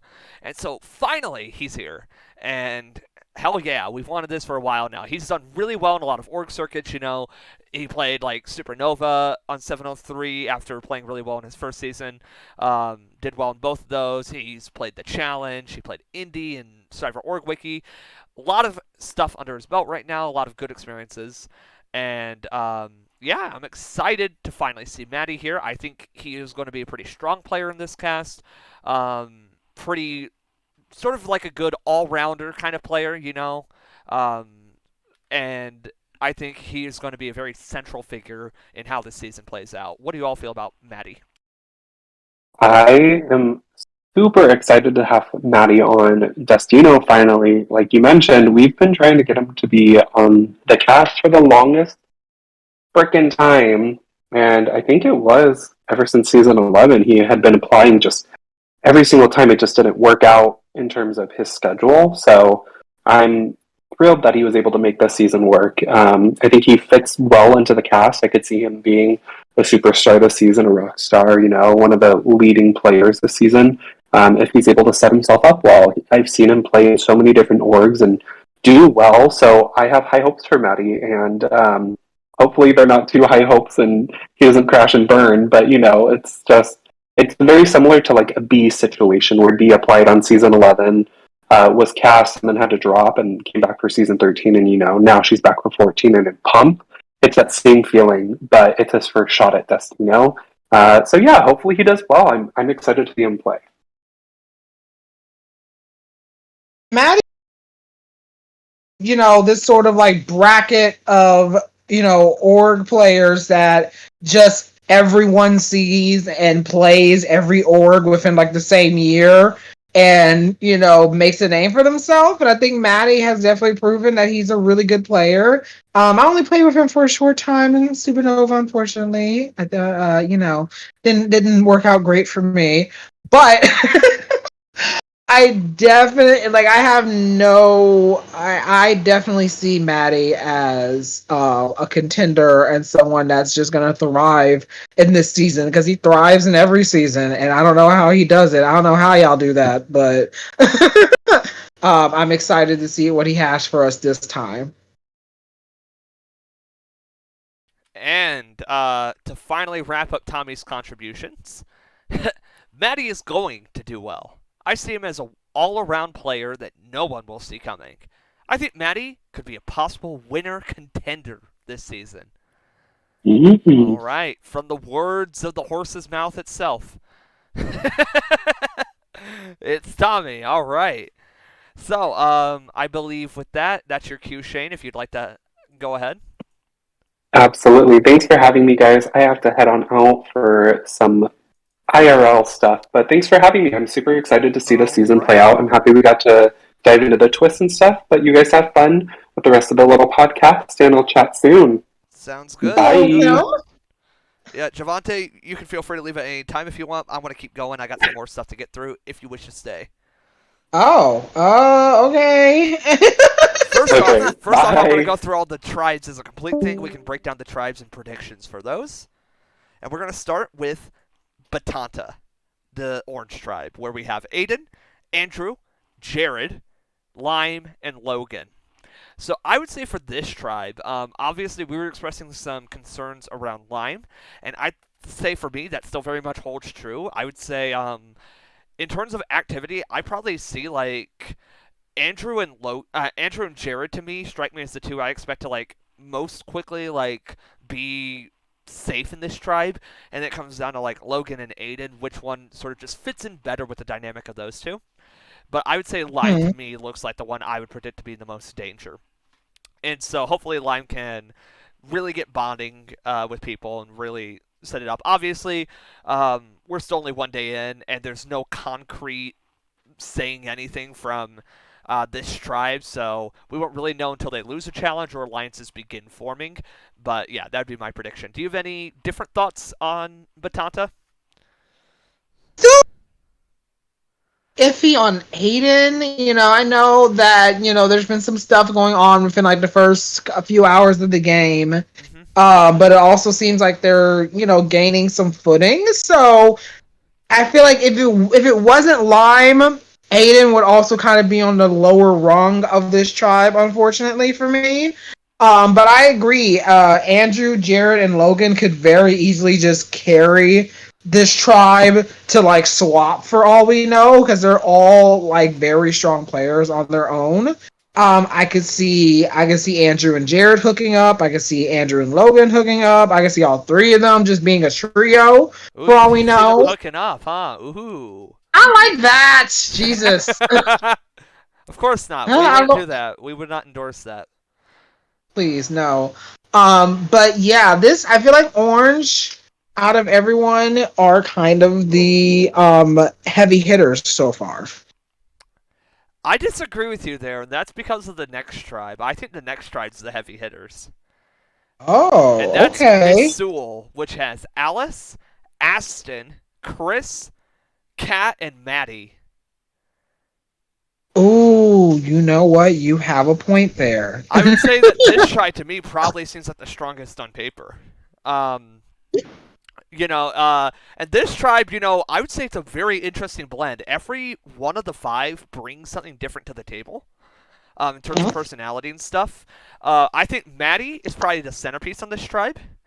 Yes, absolutely. As for the remainder, it's kind of interesting because I feel like Kat and Chris have been bonding really well so far, I want to say. I know Kat said somebody, but I want to say it was Chris. Aston always just has like slow starts to the game because of his time zone. He always sleeps the first few hours away, so I know he had a rough start. But Aston, somebody, if he gets past that, Aston is like a gold mine to bond with, right? And I can see like Aston and Maddie bonding really closely. And so I think this tribe probably is going to be one of the more interesting ones in terms of potential dynamics too. If I had to guess if they lose, my guess would probably be that Alice would be in the most danger, but it's still pretty difficult to tell. What are your thoughts on Miss Sewell? You definitely have a point. We have, like we said, Maddie's like the best overall, the best overall player. Kat has a lot of potential and very much has a mind. You're going very quiet, by the way. I don't know if you're stepping away from the mic or something.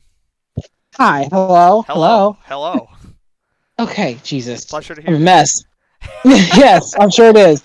Maddie. Oh yes, yeah. So Maddie and Kat, they're definitely like the stronger, more out there performers. Aston's like a veteran that like always plays really well. Yeah, now that you say it, like they are kind of stacked. Like again, it depends on how they, gel as a unit, and whether Ashton wakes up long enough to like to talk to people and to do the challenges and stuff. But Yeah, I definitely, I guess you fully changed my mind. They are definitely probably the strongest on paper team. And honestly, I'm kind of curious, like, what their dynamics would be if and when they lose a challenge. Because like you said, Alice could be an easy first boot, but you never know. Maybe Kat or Chris get froggy and try and pull a big move right out. You know what I mean? I don't know. Froggy, like they get jumpy and they decide, hey, let's do jumpy. Why'd you have to bring frogs into it? Because it is a term and you are throwing me off course. Shut the hell up. I've never heard that term in my life. You've never heard that term before? No. Okay. Well, I'm from the South, so shut up. Not the South. The Midwest all the way. But what did you say? Anyways. Jesus Christ. You were talking about the tribe. Yes, we were talking about the tribe. So yes, there could be some interesting dynamics if they lose, but I don't see them losing at least the first few challenges. So yeah, they're pretty stacked. That's what I'm trying to say. Well, let's jump on to the pink tribe. Salawati, which has Alex, Chroma, Haley, Henry, and Jay. Now, if I had to guess, this is the tribe I would probably expect to be the weakest on paper, but that doesn't mean anything because obviously every challenge plays out differently. And you still have players like Henry and Alex who have been around this org circuit. Chroma strikes me as someone who could be good at challenges, and so it's all situational. This tribe's also probably the one that I expect to be like the craziest tribe because you have, Alex, this reserved veteran type, Henry, who's like a normal person, but then you have like Haley, who's like a very struck me as very cavalier and free-spirited. Chroma, who I say is like the total younger Epic Mafia player type, almost. Oh yeah. Which is funny because Alex is like the older Epic Mafia player type, and then Jay, who's just like Jay. Crazy. Tony Vlognos, but 10 times worse. And so Salawati, I mean, honestly, I'd like to see every tribe lose once, ideally. I think that'd be the most fun outcome. But this tribe, I think, is the most interesting if they do lose. And I have no idea what the hell happens. If I was, pushed to make a decision, I would say probably Jay goes. But you really don't know. You really don't. Yeah, this is definitely the tribe of personality. They are a bunch of wild cards. You have like you said, you have Alex and Henry who kind of are the straight, for lack of a better term, the straight men to the craziness. You know what I mean? That just are kind of witnessing the craziness. And everyone else. Jesus Christ. I can't form a sentence around you. Jesus. Yeah. They're the crazy people tribe, and it's gonna be wild to see what happens at tribal because that Jay is gonna go off and form 12 alliances with only 4 people, and scheme as much as they possibly can. Chroma is just going to be the social butterfly. I feel like that is going to be wild, but in the more heroic sense. Everyone's going to be obsessed with him. Everyone's gonna, want to work with him. And maybe they'll butt heads with Jay. Who knows? Haley, like you said, is very Epic Mafia, and that is a vibe that a lot of people. Epic Mafia. I said Chroma gave me the vibe, but Alex, I thought you. I mean, Alex is actually Epic Mafia. Okay, true. Which honestly, that connection could also form a connection. Chroma is Epic Mafia. I'm just saying he reminds me of the Epic Mafia players. You remember when they all came over, right? Oh, absolutely! Yeah, it was that's when you came terrible. In. Yeah, you remember. That's the but I wasn't even from Epic Mafia. But yes, I understand. You came at the same time, so you played with all of them. Yes, unfortunately. So yes, I understand what you're saying. So you have a tribe of about 2 crazy people, 2 normal people, Haley, and What's the Haley drop? I don't know. I don't have an opinion. Okay. And it's their first tribal is going to be the most entertaining piece of org media ever, and I cannot wait Not for ever. it. I mean, well, not ever, but it'll definitely be up there. It'll definitely be entertaining. There's tribals in the last few seasons that I think top this first tribal, for sure. Okay. All right. Goodbye, Tommy. I was just about to ask him what his thoughts on Salawati were. Let's move on to the last tribe, Waigeo, the Returnee tribe. So this one's interesting because, I mean, this is probably the tribe we've seen the most from in terms of development, and it is not the development I would have predicted preseason. Because, I mean, it's not even the development that we talked about on this call. So right now, to me, it looks like the two central players in this tribe are El and Gato. Really? I didn't even notice that. Like, Gato's probably playing, like, the best social game, and Gato's favorite player is El right now. He does not like Jalen, and he's not getting anything out of B or Jesse. Honestly, I think Jesse is Gato's first target on this tribe. Yeah, I did notice that Gato seems to not be vibing with Jalen, which is like, how do you not vibe with Jalen? Like, okay. How do you vibe with Jalen? I've been friends with Jalen for 7 years, and I don't know how to vibe with him. Oh my god. But yeah, this is a interesting. I mean, I think we definitely picked the most interesting bunch of, players we could, because they more or less have nothing to do with each other. They are a definite clash of personalities. I did not expect Gato to really jump in so early as like this, as big of a, And obviously we're not seeing every perspective. We haven't heard much beyond like this dynamic other than Gato. And so obviously exactly. It's just because he's the one giving us content, but we haven't really looked into the minds of like B or Jesse, so we don't really know what they're thinking.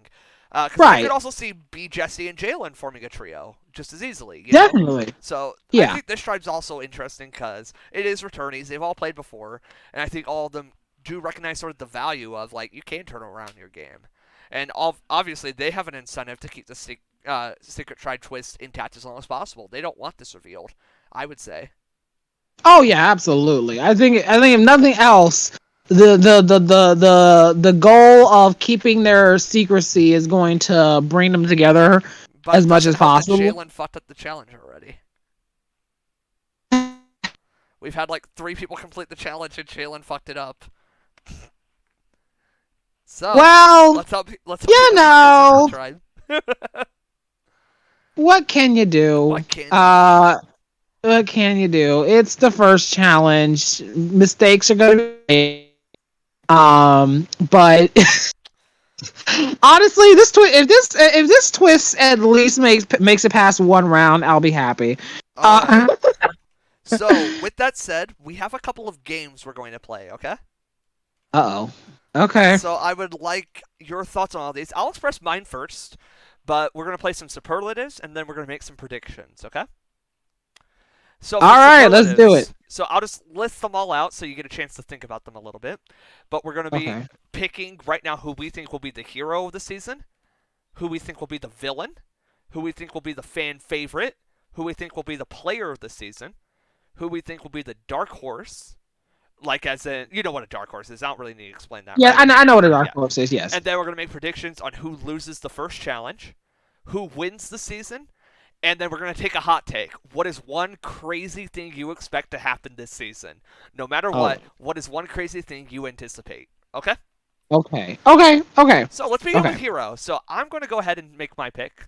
Okay. And so I am going to go with the one, the only, Maddie. I believe Maddie just strikes me as somebody with a very heroic vibe, very likable, genuine on the surface, and I think Maddie has a pretty good shot at just like continuing that, being somebody who's like that. I also want to give an honorable mention to another of Maddie's tribe mates. I think Chris could fit this too. Chris strikes me a lot as like Nat from season 12, that older, in reference to the cast, player who just has such like energy to play this season. And I would say those are my top 2 front runners, Maddie and Chris. How do you feel about the hero? Who do you think might be a good hero this season? I mean, okay, if I were to say someone other than those two, because those are definitely some solid picks. Off the top of my head, I could see. It depends on how he plays, but I would say potentially Cat. Again, I don't know them that much. I don't know if they tend to lean more heroic or villainous, but Cat definitely being such an early big player, I can see them, just being a main character and someone that someone enjoys a lot. And especially, again, with all their fucking confessionals and in-depth analysis of everything, that's someone that, people tend to gravitate towards too as far as heroes go. So that would be my pick. As a secondary, maybe I would say maybe Henry if he makes it pretty far. Henry again is a very likable person. So if their gameplay is like what I'm saying. I do know. Henry's so Henry's definitely a secondary hero depending on how well they play this season. All right, now we're going to go on to villain, and I have a primary and secondary choice here, and it's funny in reference to yours. My primary choice, so we did discuss a little bit during this call about like it being Aston as a potential villain, Jay a potential villain. My picks are Cat and Chroma for villain. Really? I think Cat and Chroma both strike me as the type of player who's very analytical. Very knowledgeable about the game, heavy on confessionals, and personally, I think that generally a hallmark of villains is they tend to be very overt in confessionals. They're very snarky, they're very, even angsty in their confessionals a lot of the times, and while I don't expect angst so much, I definitely expect some, fire from Chroma and Cat in their confessionals when talking about other players and stuff, a lot of, bad-mouthing and joking around about other players. I think those two could be reasonable choices for villain of the season, depending on how the game shapes out. I see those two as being potential manipulators and deceivers and stuff like that, and yeah, makes sense to me. What are your thoughts? Okay, wow. I guess I didn't think about that for Chroma, but definitely he's very outgoing, and those types of personalities can easily turn villainous. That was our villain last season, Cappy. His whole thing was just raw manipulation. Lordy! I'll tell you stories if you want, but yeah, he manipulated a lot of people. Maybe I'll talk about that later. Yeah. I guess for me, my two would honestly, I'm just gonna go on a limb. I'm gonna say Jared and Gato. Jared, I get again. This is me kind of just extrapolating. I feel like Jared is already a solid game player, and if they're the type of person that wants to really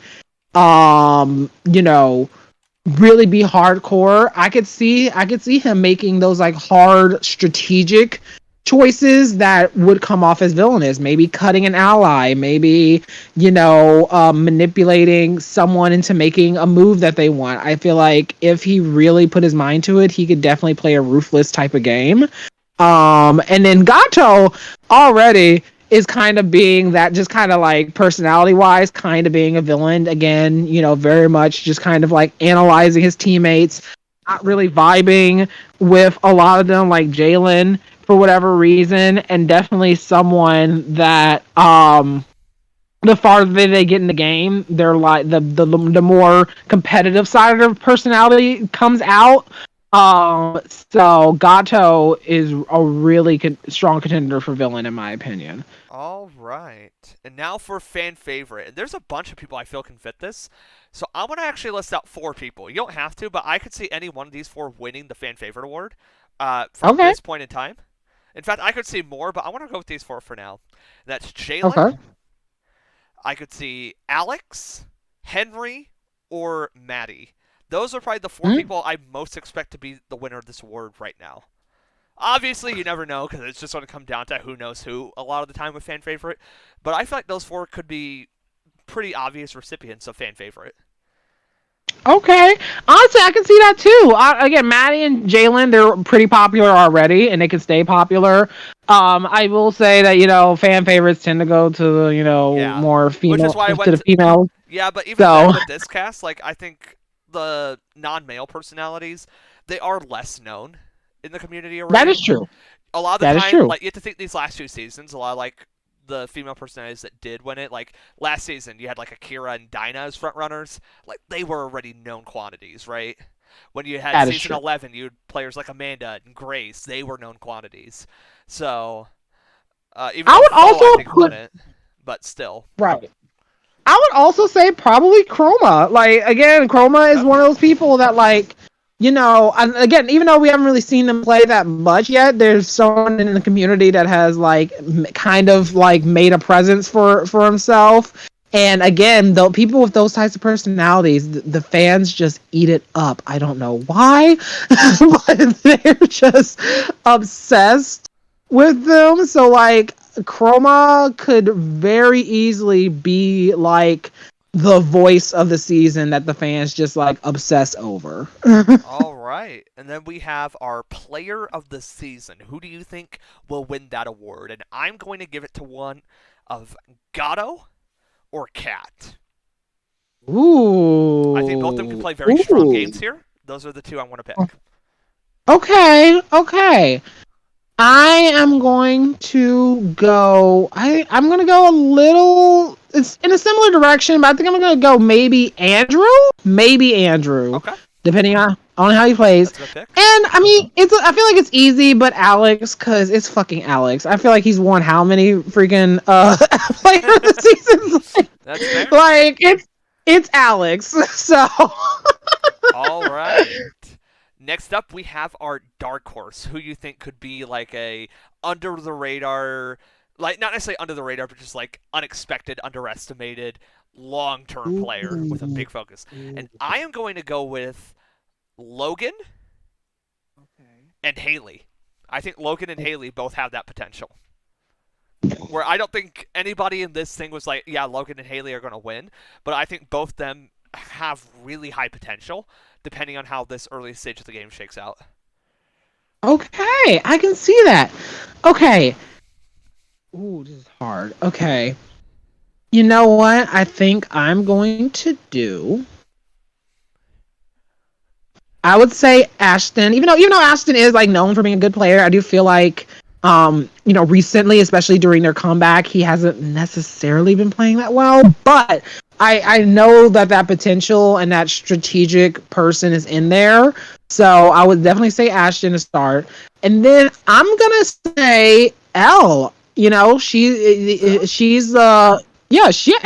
She's the only first boot of the rookies, and I remember us being very excited to see her the first time. And so I feel like with this second chance, she might, use it to the best of her ability. And for all we know, she might just dominate the game. So I would say Elle and Ashton for me. All right. Now we're going to move on to our performance predictions. So first off, who will lose the first challenge? Out of the 4 tribes, which one loses? This one's a little bit of a bold prediction, but I think it's supported by what's out there right now. I think the returnees are going to lose. I think Waigyo loses this challenge. Call me crazy.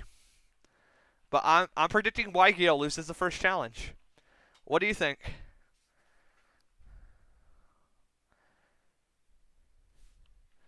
Javante? Are you there? Hello? Hello. Can't hear you. Oh my god. Hello. How you doing, Javante? Are you there? Hold on. Holding on for dear life.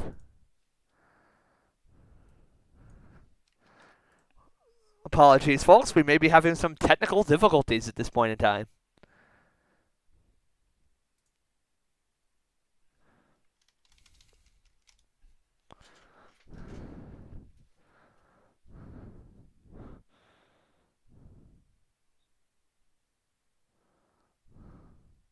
Oh, Pete? Okay. Hello. Okay, I'm sorry. I don't know what the fuck happened. My phone literally just decided, okay, Discord's done. Just took me off of it. No worries. I'll reiterate what I said. We're predicting the tribe that loses the first challenge. I am betting it is Waigyo, the returnees tribe, and I'm curious who you think will lose. Ooh, so you have no faith in them. I have zero faith. After Jalen's performance, no, I have no faith. It's sad because I thought we like really make a balanced tribe that like was strong but not like overpowered. But oof. Jalen didn't read the rules, so it's all Jalen's fault. I didn't look at I didn't look at Jalen's challenge. How bad is it? Hold on. He lost all the points for the first round because he didn't read the rules. So like he got the maximum amount of points, and you don't want points on the first of the 3, which is pretty handy. Oh no! That is terrible. So, yeah. What are your thoughts? Okay, so, ooh, okay, so that is a bad mark. I will say, if it isn't Wygo, I feel maybe I just want this to happen just to see the drama. I'm gonna say pink. I haven't seen. Yes, pink. Yeah. Salawati. Yeah. Sorry. I haven't seen like how everyone's done yet. I haven't calculated any scores, so I don't know how they're doing. I just saw Jalen's, and I was like, yeah, Jalen lost this. Hello. Wow. But I will say, if somehow Jalen's mess up doesn't cost them that hard, I feel like it's gonna be. I feel like it's gonna be Salawati. That's my gut feeling. All right. Next up. And this is a big one. Who is going to win this season? Pick one player, only one. You're not picking multiple choices this time. Who is the winner of this season? And I am going to pick the one, the only. Let's go with Andrew. I don't know why I'm feeling Andrew here. I'm picking Andrew. Andrew, wow! I don't know why. I just went with gut feeling. I looked at all the names and I was like, who am I feeling? My eyes went to Andrew. So it's Andrew. Okay, Andrew. Okay. Ooh. Ooh. Okay, do I want to... Alright. I am going to say... I feel like it's a cop out, but Alex. There are no cop outs. You're picking 1 out of 20. There's no cop out. Okay. Yeah. That is true. Okay, I'm gonna say Alex. It's fucking Alex. All right. Good pick. Yeah. And now for our final discussion here. Our final little task that we're doing. Oh, wait! I have one more thing I want to discuss now. What? Actually, we don't really discuss this, but I just want to mention it. We got an alliance that formed. What? Oh my God! Where? Who? Huh? Oh. Yeah, we got an alliance. Oh, that's an interesting alliance. Do we even have an alliances section? We don't. Yes, we do. We do. I just have to like actually format it. But we do. Oh, where is it? I think we do. Wait, where is? No, I don't see it. It's after twist info. That's a twist info. Twist info. Where are you? Yeah. Like where are you? No. Oh, you're talking. I'm looking at the sheet. I'm sorry.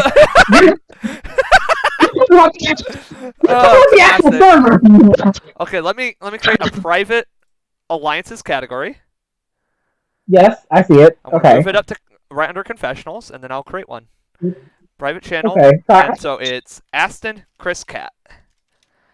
Aston, Chris, and Cat. Didn't we say that they might, do something? Or wow. I think we also included Maddie. So. Right, it's interesting that Maddie was in it. Yeah, that's interesting. Okay, look at that. The game's afoot.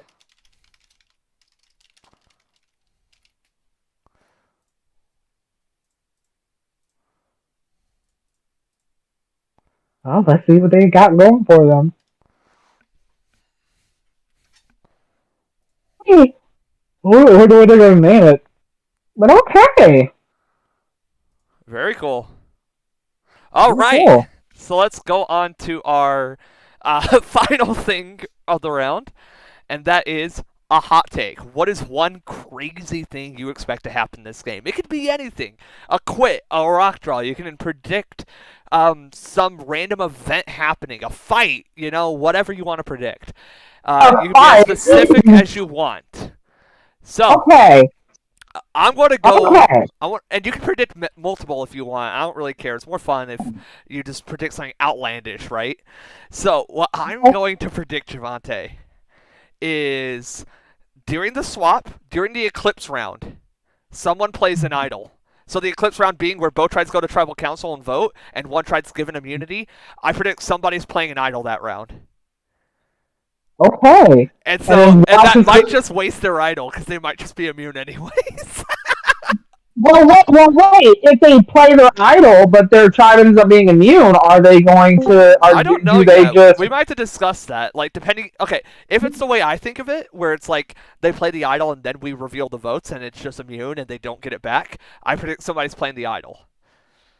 Okay, gotcha. If it changes, we'll discuss it then. Hi, Tommy. You came at the perfect time, Tommy. I'll let Javante say his in a second and give you a second to think. But we are doing the final section of this whole thing. What is one crazy thing, one hot take you have for this season? What is one outlandish event you expect to happen? I said that I expect somebody's going to play an idol during the final pre-merge round, the Eclipse round, where both tribes go to Tribal Council, but one's votes are not revealed and they're safe. I think someone's playing an idol then. What do you think will happen, Tommy?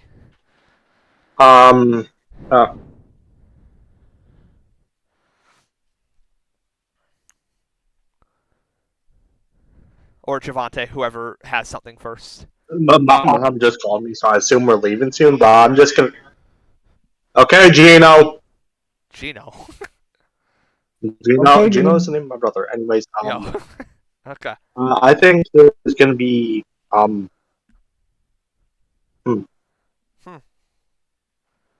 don't know, honestly. Okay, great. One thing that I think is going to happen is that I think that the returnees are not going to be revealed until the last round that they are eligible to. I predicted that they're losing the first challenge. That's my second guess. Anyways, I'm going to hop off again. Bye. Sorry for not involving myself much. Welcome. We'll be back in like 30. We're about to be finished, but okay. All right, Javante, do you have any hot takes? Okay, hot takes.